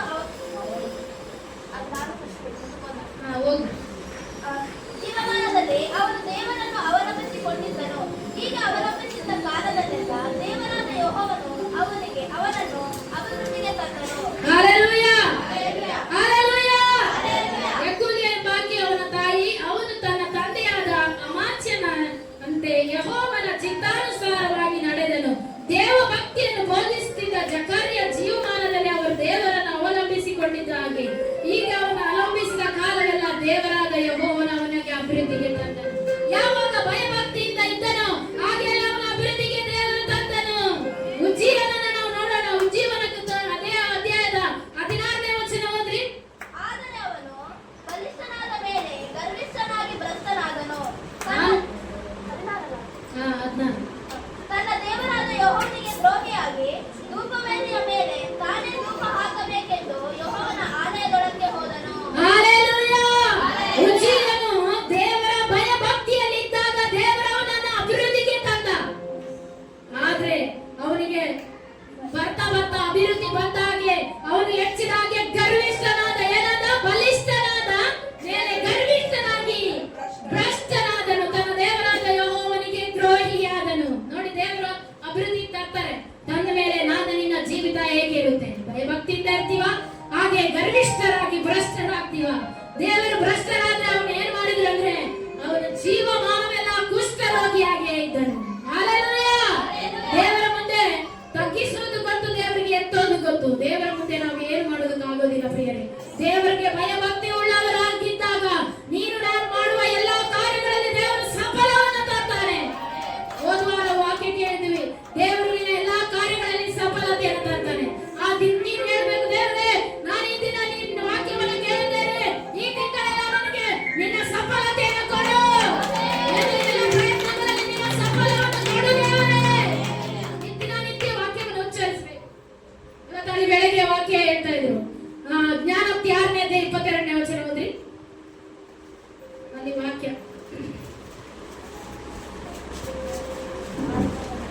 ನೀನು ನಡೆಯುವಾಗ ಉಪದೇಶವು ನಿನ್ನನ್ನು ನಡೆಸುವುದು, ಮಲಗಿಕೊಂಡಾಗ ಕಾಯುವುದು, ಎಚ್ಚರಗೊಂಡಾಗ ನಿನ್ನೊಂದಿಗೆ ಮಾತನಾಡುವುದು. ಹಲ್ಲೆಲೂಯಾ. ಈ ವಾಕ್ಯ ಅಲ್ಲಿ ಇವತ್ತು ವಾಕ್ಯ ಹೇಳ್ತಾ ಇದ್ರು ಪಾಸ್ಟರ್. ಆ ವಾಕ್ಯ ನನಗೆ ತುಂಬಾ ಇಷ್ಟ. ನೀ ನಡೆಯುವಾಗ ಉಪದೇಶ ನಿನ್ನನ್ನು ನಡೆಸುತ್ತದೆ. ನಿನ್ನನ್ನು ಉಪದೇಶ ನಡೆಸುತ್ತೆ. ನೀನು ಉಪದೇಶಕ್ಕೆ ಒಳಗಾದ್ರೆ ಉಪದೇಶ ನಿನ್ನನ್ನು ನಡೆಸುವಂತದಾಗಿದೆ. ಉಪದೇಶ ನಿನ್ನನ್ನು ತಿದ್ದುವಂತದಾಗಿದೆ. ಉಪದೇಶ ನಿನ್ನನ್ನು ನಡೆಸುತ್ತದೆ. ಮಲಗಿಕೊಂಡಾಗ ನಿನ್ನನ್ನು ಕಾಯುತ್ತದೆ. ನೋಡಿ, ರಾತ್ರಿ ಮಲಗಿ ಬೆಳಗಾಗೋದು ಏನಾಗುತ್ತೋ ಗೊತ್ತಿಲ್ಲ. ವೈನಾಡಲ್ಲಿ ಏನಾಯ್ತು ಮೊನ್ನೆ? ಭೂಕುಸಿತಾಗಿ ಎಷ್ಟು ಜನ ಸತ್ತು ಹೋದ್ರು. ಅದೇ ಸ್ಥಳದಲ್ಲಿ 2024 ಜುಲೈ ತಿಂಗಳಲ್ಲಿ ಅಲ್ಲೇ ಭೂಕುಸಿತಾಗಿ ಎಷ್ಟೋ ಜನ ಸತ್ತು ಹೋದ್ರು. 300 ಜನ ಕಾಣೆಯಾದ್ರು, ಇಲ್ಲದೆ ಹೋದ್ರು. ಅಲ್ಲಿ ಯಾರು ಭಕ್ತಿವಂತರು ಇರ್ಲಿಲ್ವಾ?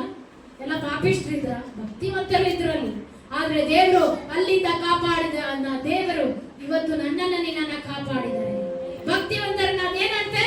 ಮಲಗಿಕೊಂಡಾಗ ಕಾಯುತ್ತೆ, ಎಚ್ಚರಗೊಂಡಾಗ ನಿನ್ನೊಟ್ಟಿಗೆ ಮಾತನಾಡುತ್ತೆ. ಇವತ್ತು ಬೆಳಗ್ಗೆ ನನಗೆ ಆ ವಾಕ್ಯ ಮಾತಾಡಿ, ನೀನು ನಡೆಯುವಾಗ ನಿನ್ನೊಟ್ಟಿಗೆ ಮಾತಾಡುತ್ತೆ ಅಂತ. ನೀನು ಮಾತಾಡಬೇಕು. ದೇವರ ವಾಕ್ಯ ನೀನು ಮಾತಾಡಿಲ್ಲ ಅಂದ್ರೆ ನಿನ್ನಲ್ಲಿ ನೀನು ನಾನು ದೇವರ ಮೇಲೆ ಇಟ್ಟ ಭಕ್ತಿ ಮತ್ತೆ ಏನು? ನಿನ್ನೊಟ್ಟಿಗೆ ದೇವರು ಮಾತನಾಡಬೇಕು. ದೇವರೇ ನೀ ನನ್ನೊಟ್ಟಿಗೆ ಮಾತನಾಡು ಅಂತ ದೇವ್ರ ಹತ್ರ ಯಾವಾಗಲೂ ಕೇಳ್ಬೇಕು. ದೇವ್ರು ನನ್ನೊಟ್ಟಿಗೆ ಮಾತನಾಡು ಅಂತ. ವಾಕ್ಯದ ಮುಖಾಂತರ ನಿನ್ನೊಟ್ಟಿಗೆ ಮಾತನಾಡ್ತಾನೆ. ಏನ್ ಮಾಡ್ತಾರೆ ದೇವರು? ವಾಕ್ಯದ ಮುಖಾಂತರವಾಗಿ ದೇವರು ನಿನ್ನೊಟ್ಟಿಗೆ ಮಾತನಾಡುವ ದೇವರಾಗಿದ್ದಾನೆ. ಮಲಗಿಕೊಂಡಾಗ ನಿನ್ನನ್ನು ನನ್ನನ್ನ ಕಾಪಾಡುವ ದೇವರು. ಮಲಗಿಕೊಂಡಾಗ ಯಾವುದು ಸಂಭವಿಸುತ್ತದೆ ನಿನಗೆ ನನಗೆ ಗೊತ್ತಿರೋದಿಲ್ಲ, ಆದ್ರೆ ದೇವರು ಅದರಿಂದ ಕಾಪಾಡುತ್ತೆ. ಅಲ್ಲೊಂದು ಇನ್ನೊಂದು ವಾಕ್ಯ ನನಗೆ ಬಹಳ ಇಷ್ಟ ಆದದ್ದು 13-14ನೇ ವಚನ 5ನೇ ಅಧ್ಯಾಯ. ಜ್ಞಾನೋಕ್ತಿ 5 ಅಲ್ಲ ನನ್ನ ಬೋಧಕರ ಮಾತನ್ನು ಕೇಳದೆ ಹೋದೆನಲ್ಲ, ನನ್ನ ಉಪದೇಶಕರ ಕಡೆಗೆ ಕಿವಿಗೊಡಲಿಲ್ಲವಲ್ಲ, ನಾನು ಮಹಾಜನ ಸಭೆಯ ನಡುವೆ ಎಲ್ಲಾ ಕೇಳಕ್ಕೂ ಸಿಕ್ಕಿಕೊಳ್ಳುವ ಹಾಗೆ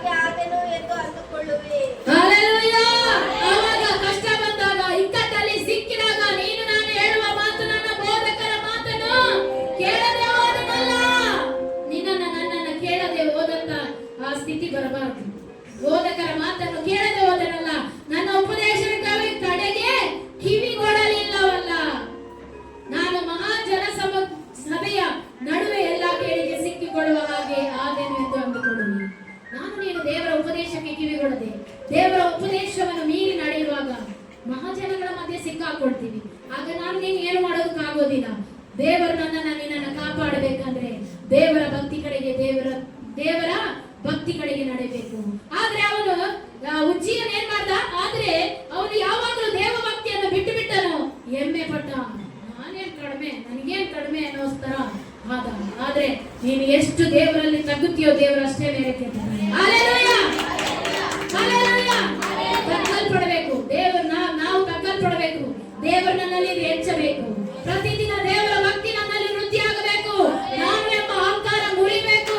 ನನ್ನಲ್ಲಿರುವಂತ ಹೊಟ್ಟೆ ಕಿಚ್ಚಿನ ಆತ್ಮ ಮುರಿಬೇಕು. ನನ್ನಲ್ಲಿರುವಂತ ಅಸೂಯೆ ಸಾಯಬೇಕು. ದೇವರು ಜೀವಿಸಬೇಕು. ಹಲ್ಲೆಲೂಯಾ. ಅದೇನು ಕಾಣಿಸಲ್ಲ. ಈಗ ನೋಡಿ, ಕೊಲೆ ಮಾಡೋದಾದ್ರೆ ಎಲ್ಲರಿಗೂ ಗೊತ್ತಾಗುತ್ತೆ. ಕೊಲೆ ಮಾಡ್ದ ಹೊಟ್ಟೆ ಕಿಚ್ಚು, ಕಹಿ ಭಾವನೆ, ಅಗೆತನ ಇವೆಲ್ಲ ಎಲ್ಲಿರೋದು? ನಾವೆಂಬ ಅಹಂಕಾರ, ನಾನು ಎಂಬ ಹೆಮ್ಮೆ ಎಲ್ಲ ಎಲ್ಲಿರೋದು? ಹೃದಯದೊಳಗೆ. ಅದಕ್ಕೆ ದೇವರು ಹೇಳ್ತಾನೆ, ಒಳಗಡೆ ಬರುವಂತದ್ದು ಹೊಲೆ ಮಾಡೋದಿಲ್ಲ, ಹೃದಯದಲ್ಲಿ ಇದೆಯಲ್ಲ ಅದೇ ನಿನ್ನ ಹೊಲೆ ಮಾಡುವಂತದ್ದು. ಇನ್ನೊಬ್ಬರನ್ನ ಕಂಡ್ರೆ ಆಗೋದಿಲ್ಲ, ಇನ್ನೊಬ್ಬರು ನೋಡಿದ್ರೆ ಆಗೋದಿಲ್ಲ, ಅವ್ರ ಬಟ್ಟೆ ಹಾಕೊಂಡ್ರೆ ಆಗೋದಿಲ್ಲ, ಅವ್ರ ಮನೆ ಕಟ್ಟಿದ್ರೆ ಆಗೋದಿಲ್ಲ, ಅವ್ರ ಕಾರ್ ತಗೊಂಡ್ರೆ ಆಗೋದಿಲ್ಲ. ಇದೆಲ್ಲ ನಿನ್ನಲ್ಲಿ ನನ್ನಲ್ಲಿ ಸಾಯ್ಬೇಕು. ಆವಾಗ ದೇವರು ನನ್ನಲ್ಲಿ ಭಕ್ತಿಯ ವೃದ್ಧಿಯನ್ನ ಮಾಡ್ತಾನೆ. Hallelujah, hallelujah. ಭಕ್ತಿ ಎನ್ನುವುದು ಯಾವುದೋ ಒಂದು ಸಮಯದಲ್ಲಿ ಮಾತ್ರ ಇರುವಂತದ್ದಲ್ಲ. ಯಾವುದೋ ಒಂದು ಸಮಯದಲ್ಲಿ ಭಾನುವಾರ ಒಂದೆರಡು ಚಪ್ಪಾಳೆ ತಟ್ಟಿ ಹೋದ್ರೆ ಅದು ಭಕ್ತಿ ಅಲ್ಲ. ದೇವರ ಭಕ್ತಿ ಅನ್ನೋದು ಪ್ರತಿದಿನ ನಿನ್ನ ನನ್ನ ಜೀವಿತದಲ್ಲಿ ದೇವರೊಂದಿಗೆ ನಡೆಯುವುದೇ ಭಕ್ತಿ. ಸ್ವಲ್ಪ ಕಾಲ ಭಕ್ತಿಯನ್ನ ಇಟ್ಟು ನಂತರ ಗಾಳಿಯಲ್ಲಿ ತೂರಿ ಬಿಡೋದು ಭಕ್ತಿ ಅಲ್ಲ. ಸ್ವಲ್ಪ ಇದ್ದು ಬಿಟ್ಟು ತೂರಿ ಬಿಡುವುದು ಭಕ್ತಿ ಅಲ್ಲ. ಭಕ್ತಿ ಅನ್ನೋದು ಪ್ರತಿನಿತ್ಯ, ಪ್ರತಿದಿನ ನಿನ್ನ ಜೀವಿತದಲ್ಲಿ ದೇವರು ನನ್ನನ್ನು ನೋಡ್ತಾನೆಂಬ ಭಯ ನಿನ್ನಲ್ಲಿ ಇರಬೇಕು. ಕೆಲವರು ಭಾನುವಾರದಲ್ಲಿ ಮಾತ್ರ ಭಕ್ತಿ ತೋರಿಸ್ತಾರೆ. ಬಂದ್ರು ಚಪ್ಪಾಳೆ ಹೊಡೆದ್ರು ಹಾಡಿ ಹೋಗೋದಲ್ಲ ಭಕ್ತಿ. ಇತರ ದಿನಗಳಲ್ಲಿ ಲೋಕದ ಹಾಗೆ ಜೀವಿಸೋದು, ಇತರ ದಿನಗಳಲ್ಲಿ ಲೋಕದ ಹಾಗೆ ನಾನು ನೀನು ಬದುಕೋದಲ್ಲ. ದೇವರಿಗಾಗಿ ನಾನು ನೀನು ಇತರ ದಿನಗಳಲ್ಲಿ ಕೂಡ ದೇವರಿಗಾಗಿ ಬದುಕೋದೇ ಭಕ್ತಿ. ಹಲ್ಲೆಲೂಯಾ. ಯೆಹೋಶುವ 1:8 ವಚನ ಓದ್ರಿ. ಯೆಹೋಶುವ 1:8 ವಚನ. ಈ ಧರ್ಮಶಾಸ್ತ್ರವು ಯಾವಾಗಲೂ ನಿನ್ನ ಬಾಯಲ್ಲಿರಲಿ, ಹಗಲಿರುಳು ಅದನ್ನು ಧ್ಯಾನಿಸುತ್ತಾ ಅದರಲ್ಲಿ ಬರೆದಿರುವುದನ್ನೆಲ್ಲ ಕೈಕೊಂಡು ನಡಿ, ಆಗ ನಿನ್ನ ಮಾರ್ಗದಲ್ಲೆಲ್ಲ ಸಫಲನಾಗುವಿ. ಹಲ್ಲೆಲೂಯಾ. ಮೋಶೆ ಸತ್ತ ನಂತರ ದೇವರು ಕೋಲ್ ಕೊಡ್ಬೇಕಲ್ಲ ಯೆಹೋಶುವನಿಗೆ. ಕೋಲ್ ಕೊಟ್ರ ಮೋಶೆ ಏನ್ ಮಾಡ್ದ? ಕೋಲ್ ಇಟ್ಕೊಂಡು ಅದ್ಭುತ ಮಾಡ್ದ. ಕೆಂಪು ಸಮುದ್ರ ಚಾಚು ಅಂದಾಗ ಕೆಂಪು ಸಮುದ್ರ ವಿಭಾಗ ಆಯ್ತು. ಆಮೇಲೆ ಬಂಡೆಗೆ ಹೊಡಿ ಅಂದಾಗ ಬಂಡೆಯಿಂದ ನೀರು ಬಂತು. ಇದೆಲ್ಲ ಅದ್ಭುತಗಳು ದೇವರು ಮೋಶೆ ಮುಖಾಂತರ ಮಾಡಿದ್ರು. ಮೋಶೆ ಸತ್ತೋದ. ಮೋಶೆ ಕೋಲನ್ನ ಯಾರಿಗೆ ಕೊಡ್ಬೇಕಾಗಿತ್ತು? ಯೆಹೋಶುವನಿಗೆ ಯಾಕೆ ಕೊಡ್ಲಿಲ್ಲ? ಯೆಹೋಶುವನಿಗೆ ಹೇಳ್ತಾರೆ, ನನ್ನ ಧರ್ಮಶಾಸ್ತ್ರ ಯಾವಾಗಲೂ ನಿನ್ನ ಬಾಯಲ್ಲಿ ಹಗಲು ಇರಬೇಕು. ದೇವರು ಧರ್ಮಶಾಸ್ತ್ರವನ್ನ ದೇವರು ಯೆಹೋಶುವನಿಗೆ ಕೊಟ್ಟ.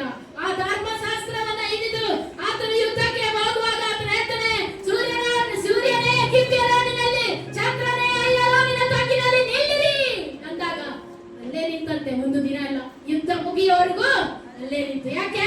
ಆತನು ಭಯ ಭಕ್ತಿ ಉಳ್ಳವನಾಗಿದ್ದ. ಆತನ ಪ್ರಾರ್ಥನೆಯಲ್ಲಿ ಶಕ್ತಿಯುತವಾಗಿತ್ತು. ಹಲ್ಲೆಲೂಯಾ. ದೇವರ ಭಯ ಭಕ್ತಿ ಉಳ್ಳವರ ಪ್ರಾರ್ಥನೆಯನ್ನು ದೇವರು ಕೇಳುತ್ತಾನೆ. ನೀನು ನಾನು ದೇವರ ಭಯ ಭಕ್ತಿ ಉಳ್ಳವರಾಗಿರುವುದಾದ್ರೆ ನೀನು ಮಾಡಿದ ಪ್ರಾರ್ಥನೆಯನ್ನು ವ್ಯಕ್ತವಾಗಿ ದೇವರು ಬಿಡೋದಿಲ್ಲ. ನಿನ್ನ ಕಣ್ಣೀರಿಗೆ ಪ್ರತಿಯಾಗಿ ದೇವರು ಆ ವ್ಯಕ್ತವನ್ನು ಘೋಷಿಸುತ್ತಾನೆ. ನೀನು ಕಷ್ಟಪಟ್ಟು ಉಪವಾಸ ಮಾಡುವುದನ್ನು ಮರೆಯುವುದಕ್ಕೆ ಆತನು ಅನ್ಯಾಯಸ್ಥನಲ್ಲ. ಹಲ್ಲೆಲೂಯಾ. ಆತ ನಿನ್ನ ಪ್ರಾರ್ಥನೆಯನ್ನು ಕೇಳ್ತಾನೆ. ನೀವು ದೇವ ಭಕ್ತಿ ಅಂತಿದ್ರೆ ದೀರ್ಘಾಯುಷ್ಯವುಳ್ಳವರಾಗಿ ತೃಪ್ತಿಯಾಗಿ ಜೀವಿಸ್ತೀರ. ಕೀರ್ತನೆ 91:16 ವಚನ ಓದ್ರಿ. ಕೀರ್ತನೆ 91:16 ವಚನ. ದೀರ್ಘಾಯುಷ್ಯವನ್ನು ಅನುಗ್ರಹಿಸಿ ಅವನನ್ನು ತೃಪ್ತಿಪಡಿಸುವೆನು, ನನ್ನ ವಿಶೇಷವಾದ ರಕ್ಷಣೆಯನ್ನು ತೋರಿಸುವೆನು. ಹಲ್ಲೆಲೂಯಾ. ನೋಡಿ, ಅರ್ಧ ಆಯುಷ್ಯದಲ್ಲಿ ದೇವರು ಕಳ್ಕೊಂಡು ಹೋಗೋದಿಲ್ಲ. ದೇವರ ಭಯ ಭಕ್ತಿ ಉಳ್ಳವರನ್ನ ದೀರ್ಘಾಯುಷ್ಯವನ್ನು ಅನುಗ್ರಹಿಸಿ ಅವನನ್ನ ತೃಪ್ತಿಪಡಿಸುತ್ತೇನೆ, ನನ್ನ ವಿಶೇಷವಾದ ರಕ್ಷಣೆ. ದೇವರು ಹೇಳ್ತಾನೆ, ನನಗೆ ನಿನಗೆ ವಿಶೇಷವಾದ ರಕ್ಷಣೆಯನ್ನ ತೋರಿಸುತ್ತಾನೆ.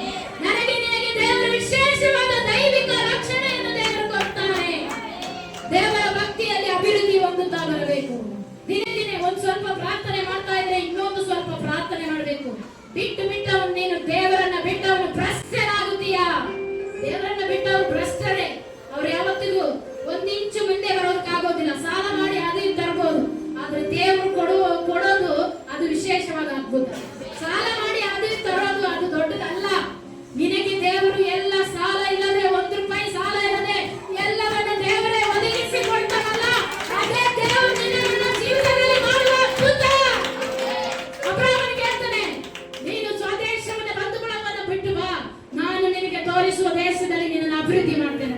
ಎಲ್ಲಾದ್ರೂ ಹೋಗ್ಬಿಟ್ಟು ಅಲ್ಲಿ ನಿಂದ ಬಾಚ್ಕೋಬನ್ನ ದೇವರು ಅವನನ್ನ ಇದ್ದ ಸ್ಥಳದಲ್ಲಿ ಅಭಿವೃದ್ಧಿ ಮಾಡಿದ. ಹಲ್ಲೆಲೂಯಾ. ದೇವರ ಅಭಿವೃದ್ಧಿ ಮಾಡಿದ. ಇಲ್ಲದಿರುವುದನ್ನು ಇದ್ದಾಗೆ ಕರೆದ.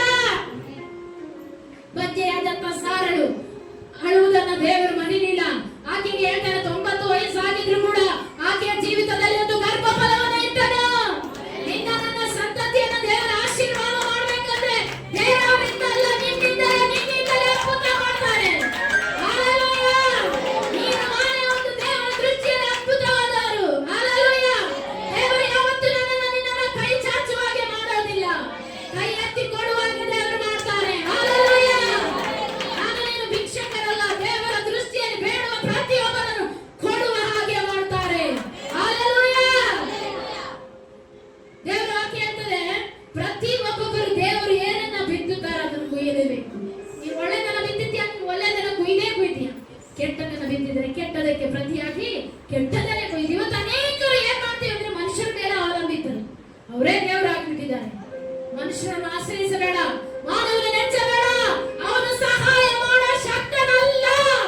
ಅವನ ಉಸಿರುವಾಗಲು ಮಣ್ಣಿಗೆ ಸೇರುತ್ತಾನೆ. ಅದೇ ದಿನದಲ್ಲಿ ಅವನ ಸಂಕಲ್ಪಗಳು ಹಾಳಾಗಿ ಹೋಗುತ್ತೆ. ಯಾವನು ಯೆಹೋವನಲ್ಲಿ ಭರವಸೆಯಿಟ್ಟಿದ್ದಾನೋ ಅವನು ಧನ್ಯನು. ಅರಸರುಗಳಲ್ಲಿ ಮನುಷ್ಯರ ಮೇಲೆ ಭರವಸೆ ಇಡಬೇಡ್ರಿ, ಅವ್ರು ಯಾವತ್ತಾದ್ರೂ ಈ ಭೂಮಿ ಮೇಲೆ ಹೊರಟು ಹೋಗ್ತಾರೆ. ನನ್ನ ದೇವರು ನನ್ನನ್ನ ಕೈ ಬಿಡೋದಿಲ್ಲ ಎಂದು ಮಾತು ಕೊಟ್ಟ ಮೇಲೆ ನನ್ನನ್ನ ಕೈ ಬಿಡೋದೇ ಇಲ್ಲ. ಎಂತ ಸ್ಥಿತಿಯಲ್ಲಾದ್ರೂ ದೇವರು ನಿನ್ನನ್ನ ಮೇಲೆ ಎತ್ತಿರ್ತಾರೆ.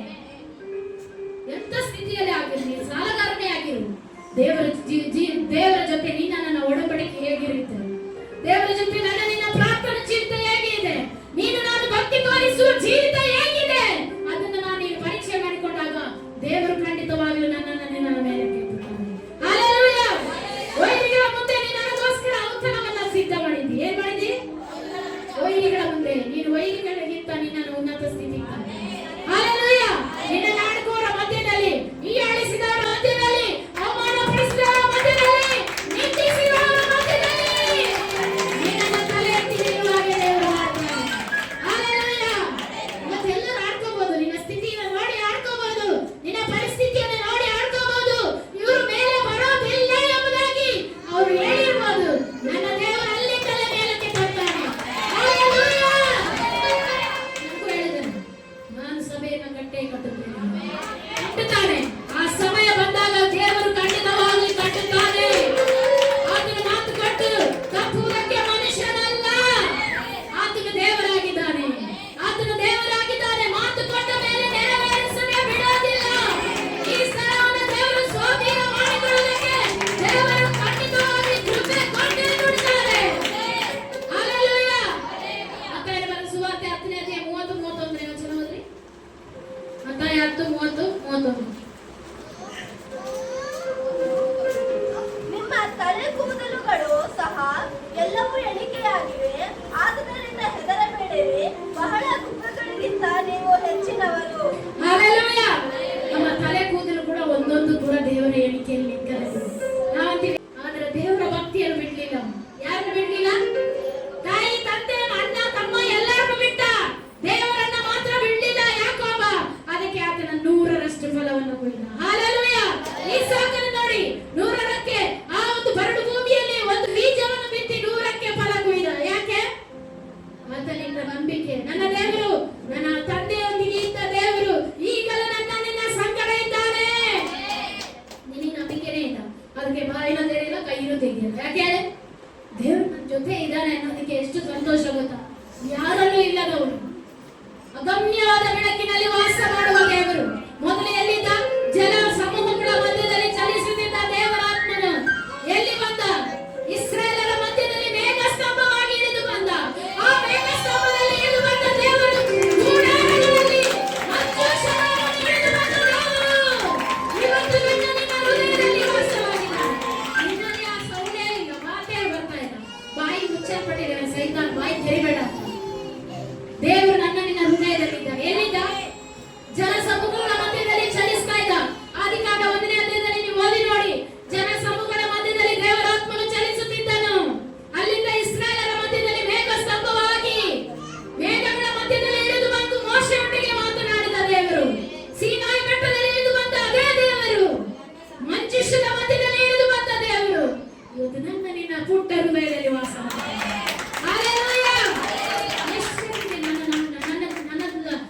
ಮಾತ್ರ ದೇವರು ಇದ್ದಾನೆ ಎಂಬ ನಂಬಿಕೆ ಇದೆ. ನನ್ನಲ್ಲಿ ಈಗ ದೇವರು ನನ್ನ ಹೃದಯದಲ್ಲಿ ಇದ್ದಾನೆ, ನನ್ನ ಎಂದಿಗೂ ಕೈ ಬಿಡೋದಿಲ್ಲವ ಆ ನಂಬಿಕೆ ನಿನ್ನಲ್ಲಿ ಇರಬೇಕು. ಹಲ್ಲೆಲೂಯಾ. ದೇವರು ನಮ್ಮ ನಿನ್ನ ಹೃದಯದಲ್ಲಿ ಇದ್ದಾರೆ, ಬೇರೆ ಎಲ್ಲೂ ಇಲ್ಲ. ಯಾವಾಗಲೂ ನಿನ್ನ ನನ್ನ ಹೃದಯದಲ್ಲಿ ವಾಸ ಮಾಡುವುದಕ್ಕೆ ಇಷ್ಟವುಳ್ಳ ದೇವರು. ನೀನು ಯಾವಾಗ ಹೃದಯ ತೆಗಿತೀಯೋ ಅವಾಗ ನಿನ್ನ ಹೃದಯದಲ್ಲಿ ಬಂದ. ಇಲ್ಲ ಅಂದ್ರೆ ನನ್ನ ಹೃದಯದಲ್ಲಿ ಇರಲ್ಲ ಅಂದ್ರೆ ಇಲ್ಲ, ಖಂಡಿತ ಇಲ್ಲ. ನೀನು ಹೃದಯದಲ್ಲಿ ಯಾವಾಗ ದೇವರನ್ನ ಸ್ವೀಕಾರ ಮಾಡ್ತೀಯೋ ಆಗ ನಿನ್ನ ಹೃದಯದಲ್ಲಿ ಇರ್ತಾನೆ. ಅವ್ರಿಗೆ ಭಯ ಇರೋದಿಲ್ಲ. ದೇವರು ಇರುವವರಿಗೆ ಭಯ ಇರೋದಿಲ್ಲ. ಕ್ಷಾಮಕ ವರ್ಷದಲ್ಲೂ ಭಯ ಇರೋದಿಲ್ಲ, ಇದ್ರು ಭಯ ಇರೋದಿಲ್ಲ, ಇಲ್ಲದಿದ್ರು ಭಯ ಇರೋದಿಲ್ಲ. ನನ್ನ ದೇವರು ನನ್ನ ನಡೆಸ್ತಾನೆ ಎಂಬ ನಂಬಿಕೆ ಇದೆ. ಹಲ್ಲೆಲೂಯಾ. ಇದ್ರು ಇಲ್ಲ ಅಂದ್ರೆ ಭಯ ಇರೋದಿಲ್ಲ. ಯಾಕೆ? ದೇವರು ಇರುವುದು ಹೃದಯದಲ್ಲಿ. ದೇವರು ಇರುವವರಿಗೆ ಇಲ್ಲ ಅಂದ್ರೆ ಚಿಂತೆ ಇಲ್ಲ. ₹1 ಕಾಸು ಇಲ್ಲ ಅಂದ್ರೆ ನನ್ನ ದೇವ್ರು ನಾಳೆ ಕೊಡ್ತಾನೆ ಎಂಬ ನಂಬಿಕೆ ಇರಬೇಕು. ಹಲ್ಲೆಲೂಯಾ. ಇದ್ದಾಗ ಮಾತ್ರ ದೇವರು ಅನ್ನೋದೇ, ಇಲ್ಲದಾಗಲೂ ದೇವರು ನಿನ್ನ ಜೊತೆಯಲ್ಲೇ ಇರುವ ಆತನಾಗಿದ್ದಾನೆ. ಹಲ್ಲೆಲೂಯಾ. ಆತನು ನಿಮ್ಮನ್ನ ಕಾಪಾಡುತ್ತಾನೆ. ಪರ್ವತಗಳು ಎರುಸಲೇಮಿನ ಸುತ್ತಲಿರುವ ಹಾಗೆ ಕರ್ತನು ನಿಮ್ಮೊಂದಿಗಿದ್ದನು. ನಿಮ್ಮ ತಲೆಗೂದಲು ಕೂಡ ಕರ್ತನ ದೃಷ್ಟಿಯಲ್ಲಿ ಎಣಿಕೆಯಾಗಿದೆ. ಆತನೇ ನಿಮ್ಮನ್ನ ಕಾಪಾಡುತ್ತಾನೆ, ನಿಮ್ಮನ್ನು ಕಾಯುವವನು. ಅದಕ್ಕೆ ಕೀರ್ತನೆ 121 1ನೇ ವಚನ ಓದ್ರಿ. ಕೀರ್ತನೆ 121 1ನೇ ವಚನ. ನಾನು ಕಣ್ಣೆತ್ತಿ ಪರ್ವತಗಳ ಕಡೆಗೆ ನೋಡುತ್ತೇನೆ, ನನ್ನ ಸಹಾಯವು ಎಲ್ಲಿಂದ ಬರುವುದು? ಭೂಮಿ ಆಕಾಶಗಳನ್ನು ನಿರ್ಮಿಸಿದ ಯೆಹೋವನಿಂದಲೇ ನನ್ನ ಸಹಾಯವು ಬರುತ್ತದೆ. ಆಮೆನ್. ನಾನು ಕಣ್ಣೆತ್ತಿ ಪರ್ವತದ ಕಡೆಗೆ ನೋಡುತ್ತೇನೆ, ನನ್ನ ಸಹಾಯ ಎಲ್ಲಿಂದ ಬರ್ತದೆ? ಭೂಮಿ ಆಕಾಶಗಳನ್ನು ನಿರ್ಮಿಸಿದ ಯೆಹೋವನಿಂದಲೇ. ನಿನ್ನ ಸಹಾಯ ಎಲ್ಲಿಂದನೋ ಬರೋದಿಲ್ಲ. ನಿನ್ನ ನನ್ನ ಸಹಾಯ ಎಲ್ಲಿಂದ ಬರ್ಬೇಕಂತೆ? ಭೂಮಿ ಆಕಾಶಗಳನ್ನು ಉಂಟು ಮಾಡಿದ ಯೆಹೋವನಿಂದಲೇ ನನ್ನ ಸಹಾಯವು ಬರುತ್ತದೆ. ನನ್ನ ಪಾದಗಳನ್ನು ಆತನು ಕದಲಗೊಳಿಸುವುದಿಲ್ಲ. ನಿನ್ನ ಪಾದಗಳು ಯಾವತ್ತೂ ಕದಲುವುದಿಲ್ಲ ಪ್ರಿಯರೇ. ಹಲ್ಲೆಲೂಯಾ. ಹಲ್ಲೆಲೂಯಾ. ಆತನೇ 3ನೇ ವಚನ 4ನೇ ವಚನದಲ್ಲಿ ಹೇಳ್ತಾನೆ ನೋಡಿ. ಇಗೋ, ಇಸ್ರಾಯೇಲರನ್ನು ಕಾಯುವಾತನು ತೂಕಡಿಸುವುದಿಲ್ಲ, ನಿದ್ರಿಸುವುದಿಲ್ಲ. ಇಸ್ರಾಯೇಲರನ್ನು ಕಾಯುವಾತನು ತೂಕಡಿಸುವುದಿಲ್ಲ. ನನ್ನ ನಿಮಗೆ ತೂಕಡಿಸುವ ದೇವರು. ಸಭೆಗೆ ಬಂದ್ರೆ ನಿದ್ರೆ ಮಾಡೋದನ್ನು ಕಡಿಮೆ ಮಾಡಿ ದೇವರ ವಾಕ್ಯವನ್ನು ಶ್ರದ್ಧೆಯಿಂದ ಕೇಳಿ. ಧರ್ಮೋಪದೇಶ ಕಾಂಡ 28ನೇ ಅಧ್ಯಾಯ 1ನೇ ವಚನದಿಂದ ನೀವು ನಿಮ್ಮ ದೇವರ ಯೆಹೋವನ ಮಾತನ್ನು ಶ್ರದ್ಧೆಯಿಂದ ಕೇಳಿ ಅದನ್ನು ಅನುಸರಿಸಿ ನಡೆಯುವುದಾದ್ರೆ ಭೂಮಿಯ ಮೇಲಿರುವ ಎಲ್ಲಾ ಜನಾಂಗಗಳಿಗಿಂತ ನಿಮ್ಮನ್ನು ಉನ್ನತಿಗೆ ಸ್ಥಿತಿ ತರುತ್ತೇನೆ. ಎಲ್ಲಿಗೆ? ನೀವು ನಿನ್ನ ದೇವರಾದ ಯೆಹೋವನ ಮಾತನ್ನು ಶ್ರದ್ಧೆಯಿಂದ. ಏನ್ ಹೇಳ್ತಾ ಇದ್ದಾರೆ? ಬೇರೆ ಎಲ್ಲರಿಗೂ ಯಾರಾದ್ರೂ ಮಾತಾಡ್ತಾ ಇರ್ತೀವಿ, ಅವ್ರು ಯಾರೋ ಮಾತಾಡ್ತಾ ಇದ್ದಾರೆ, ಅದು ಪಕ್ಕವಾಗಿ ನಿಮ್ ಕಿವಿಯಲ್ಲಿ ಬೀಳುತ್ತೆ. ಯಾಕೆ? ಅದು ದೇವ್ರ ಮಾತಲ್ಲ, ಅದು ಮನುಷ್ಯರ ಮಾತು. ಮನುಷ್ಯರ ಮಾತಿಗೆ ಅಷ್ಟು ಗೌರವ ಇದೆ, ಯಾಕೆ ದೇವರ ಮಾತಿಗೆ ಅಷ್ಟು ಗೌರವ ಇಲ್ಲ. ದೇವರ ಮಾತನ್ನು ಶ್ರದ್ಧೆಯಿಂದ ಕೇಳಿ ಅದನ್ನು ಅನುಸರಿಸಿ ನಡೆಯುವುದಾದ್ರೆ ಭೂಮಿಯ ಮೇಲೆ ಇರುವ ಎಲ್ಲ ಜನರಿಗಿಂತ ನಿನ್ನನ್ನ ಉನ್ನತ ಸ್ಥಿತಿಗೆ ತರ್ತಾನೆ. ಹಲ್ಲೆಲೂಯಾ. ಹಲ್ಲೆಲೂಯಾ. ಆತನು ಯೆಹೋವನು ನಿನ್ನನ್ನು ಎಲ್ಲಾ ಕೇಡಿನಿಂದ ತಪ್ಪಿಸ್ತಾನೆ. ಏನ್ ಮಾಡ್ತಾನೆ? ಎಲ್ಲ ಕೇಳಿ, ಒಂದಲ್ಲ ಎರಡಲ್ಲ ಮೂರಲ್ಲ. ಹಗಲಲ್ಲಿ ಯಾರು ಬರುವ ಬಾಣಕ್ಕೂ ಕತ್ತಲೆಯಲ್ಲಿ ಸಂಚರಿಸುವ ವಿಪತ್ತಿಗೂ ಹಾನಿಕರವಾದ ಮಧ್ಯಾಹ್ನದ ಕೇಳಿಗೂ. ಹಗಲಲ್ಲಿ ಬರ್ಬೋದು, ರಾತ್ರಿ ಬರ್ಬೋದು, ಯಾವಾಗಾದ್ರೂ ಬರ್ಬೋದು. ಯಾವುದಕ್ಕೂ ಭಯಪಡುವ ಅವಶ್ಯಕತೆ ಇಲ್ಲ. ಯಾಕೆ ಅಂದ್ರೆ ನನ್ನ ದೇವರು ನನ್ನ ಸಂಗಡ ಇದ್ದಾನೆ. ಆಮೇಲೆ ನಿನ್ನ ಪ್ರಾಣವನ್ನ ಕಾಯ್ತಾನೆ. ನನ್ನ ಪ್ರಾಣಕ್ಕೋಸ್ಕರ ಸಾಯ್ಬೇಡಿ. ಪ್ರಾಣಕ್ಕೋಸ್ಕರ ಅಯ್ಯೋ ನನ್ನ ಪ್ರಾಣ ಹೋಗುತ್ತಾ ಯಾವಾಗಾದ್ರೂ ಹೋಗ್ಬೋದು, ಗೊತ್ತಿಲ್ಲ. ಆದ್ರೆ ನಿನ್ನ ಪ್ರಾಣವನ್ನು ದೇವರು ಕಾಪಾಡ್ತಾನೆ. ಹಲ್ಲೆಲೂಯಾ. ಆಮೇಲೆ ನೀನು ಹೋಗುವಾಗಲೂ ಇಂದಿನಿಂದ ನೀನು ಹೇಳ್ಬೇಕು. ಪ್ರತಿಯೊಬ್ಬರು ಈ ವಾಕ್ಯವನ್ನು ಉಚ್ಚರಿಸಿ. ನೀನು ಹೋಗುವಾಗಲೂ, ಪ್ರತಿಯೊಬ್ಬರು ನೀನು ಹೋಗುವಾಗಲೂ ಅದು ಹೇಳ್ಬೇಕು. ನಾನು ಹೋಗುವಾಗಲೂ, ನಾನು ಬರುವಾಗಲೂ, ಇಂದಿನಿಂದ ಸದಾಕಾಲ ಯೆಹೋವನು ನನ್ನನ್ನು ಕಾಪಾಡುವನು.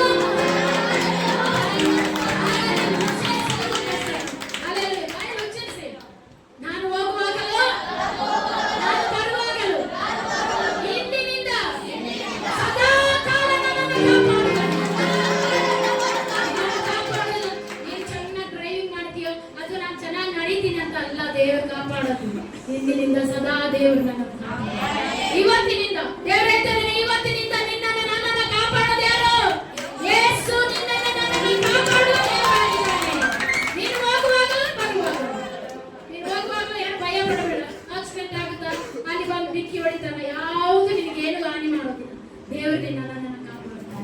ನಿನ್ನನ್ನು ನನ್ನನ್ನ ಕಾಪಾಡುವ ದೇವರು. ಆತನು ಕಾಪಾಡುವನಾಗಿದ್ದಾನೆ.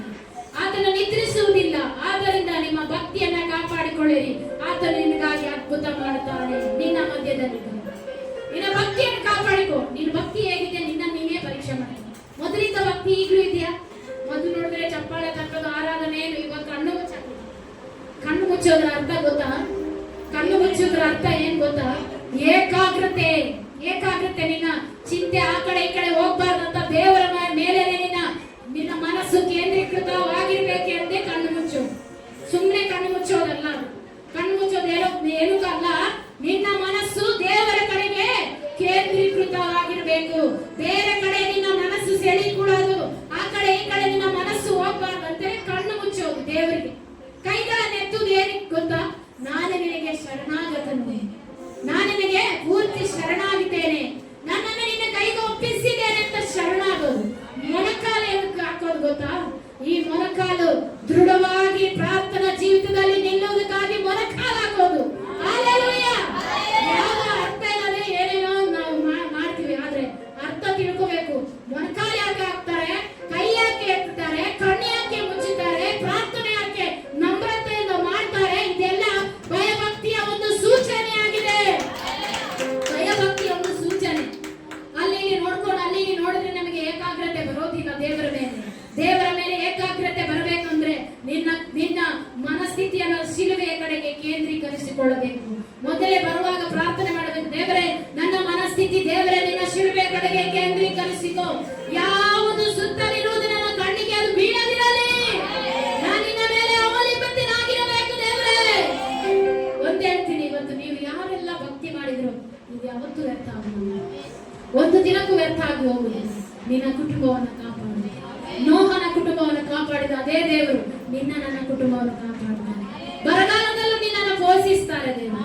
ಬರಗಾಲದಲ್ಲೂ ಪೋಷಿಸುವ ದೇವರು. ಎಲಿಯಕ್ಕೆ ಕೆರೆಕಾಲದಲ್ಲಿ ಅರಬಿಕೋ ಅಂತವ್ರು ಯಾರು? ದೇವರೇ. ಆಹಾರ ಕೊಟ್ಟವ್ರು ಯಾರು? ಆಹಾರ ಕೊಟ್ಟಿದ್ದಲ್ಲದೆ ಚಾರಕ್ತಿ ಇದೇ ಮನೆಗೆ ಹೋಗಲ್ಲಿ ನಾನು ಪೋಷಿಸಲಿಕ್ಕೆ ನಾನು ಸಿದ್ಧ ಮಾಡಿದ್ದೇನೆ ಅಂತಾರೆ. ಚಾರಕ್ತಿ ಊರಿಗೆ ಹೋದ ಮೇಲೆ ದೂತರೇ ಬಂದು ಅವರಿಗೆ ರೊಟ್ಟಿಯನ್ನ ನೀರನ್ನು ಕೊಡ್ತಾ ಇದ್ದಾರೆ. ನಿನ್ನನ್ನು ಕಾಯುವುದಕ್ಕೆ ದೇವರು ಖಂಡಿತವಾಗಿ ನನ್ನ ಸಂಗಡ ಇದ್ದಾರೆ. ಹಲ್ಲೆಲೂಯಾ. ಒಂದು ನಂಬಿಕೆ ಇಟ್ಟು ನನ್ನ ದೇವರು ಯಾವತ್ತೂ ಕೈ ಬಿಡುವುದಿಲ್ಲ. ನನ್ನ ದೇವರು ಯಾವತ್ತೂ ನನ್ನನ್ನು ಮರೆಯೋದಿಲ್ಲ, ಯಾವತ್ತೂ ನನ್ನನ್ನು ತಳ್ಳಿ ಬಿಡೋದಿಲ್ಲ. ಮನುಷ್ಯ ಹೇಳ್ತಾನೆ ನೀನು ಸರಿ ಇಲ್ಲ ಅಂತ. ದೇವರ ದೃಷ್ಟಿಯಲ್ಲಿ ನಾನು ನೀನು ಹೇಗಿದ್ದೀವಿ ಎಂದು ದೇವರಿಗೂ ನನಗೆ ಮಾತ್ರ ಗೊತ್ತಿದೆ. ಬೇರೆಯವ್ರ ದೃಷ್ಟಿಯಲ್ಲಿ ನಾವು ಹೇಗಿದ್ದೀವಿ ಸರಿ ಇಲ್ಲ, ಓಕೆ ಸರಿ ಇಲ್ಲ ಅಂತಾನೆ ನನ್ನನ್ನು ದೇವರು ಆರಿಸಿದ್ರು. ಸರಿ ಇಲ್ಲ, ಸರಿ ಇದ್ದಿದ್ರೆ ನಾನು ಯಾಕೆ ಇಲ್ಲಿ ಬರ್ತಾ ಇದ್ದೆ? ಎಲ್ಲೋ ಬೇರೆ ಕಡೆ ಇರ್ತದೆ ಅಲ್ವಾ? ಸರಿ ಇಲ್ಲವ್ರು ಯಾರು? ದೇವರನ್ನ ಆರಾಧನೆ ಮಾಡೋದು. ಸರಿ ಇಲ್ಲದ ನನ್ನನ್ನು ನಿನ್ನನ್ನು ದೇವರು ಆರಿಸಿ ನಿಲ್ಲಿಸಿದ್ದಾನೆ. ಹಲ್ಲೆಲೂಯಾ. ನಾವೇ ಭಾಗ್ಯವಂತರು, ನಾವೇ ನೀತಿವಂತರು, ನಾವೇ ನಿರ್ದೋಷಿಗಳು, ನಾವೇ ಯೇಸು ಕ್ರಿಸ್ತನ ರಕ್ತದಿಂದ ತೊಳೆಯಲ್ಪಟ್ಟವರು. ಆತನ ನಿಷ್ಕಳಂಕ ಮಕ್ಕಳಾಗಿ ನನ್ನನ್ನು ನಿನ್ನನ್ನು ಆರಿಸಿದ್ದಾರೆ. ಹಲ್ಲೆಲೂಯಾ. ಮನುಷ್ಯರ ಮಾತಿಗೆ ಬೆಲೆ ಕೊಡೋದಕ್ಕಿಂತ ದೇವರ ಮಾತಿಗೆ ಬೆಲೆ ಕೊಡಿ. ದೇವರು ನಿಮ್ಮನ್ನು ನೆನಪಿಸುತ್ತಾನೆ. ದೇವರು ನಿಮ್ಮನ್ನು ಸನ್ಮಾನಿಸುತ್ತಾನೆ. ದೇವರು ನಿಮ್ಮನ್ನು ಕೈ ಬಿಡೋದಿಲ್ಲ ಪ್ರಿಯರೇ. ಹಲ್ಲೆಲೂಯಾ. ಹಲ್ಲೆಲೂಯಾ. ದೇವರ ಭಕ್ತಿಯನ್ನ ಏನ್ ಮಾಡ್ಕೋಬೇಕು? ಕಾಪಾಡಿಕೊಳ್ಳಿಲ್ಲ ಅಂದ್ರೆ ಏನಾಗುತ್ತೆ? ಅದ್ರ ಕಂಡಿಬಿಡ್ತಾನೆ. ನಮ್ಮನ್ನ ಆತನು ಮರೆಯುತ್ತಾನೆ. ಆದರೆ ಮರೆಯದಾಗಿ ದೇವರ ಭಕ್ತಿಯಲ್ಲಿ ನಾನು ನೀನು ನೆಲೆಯಾಗಿ ನಿಲ್ಲನು. ದೇವರ ವಾಕ್ಯಗಳನ್ನ ಆಶೀರ್ವಾದ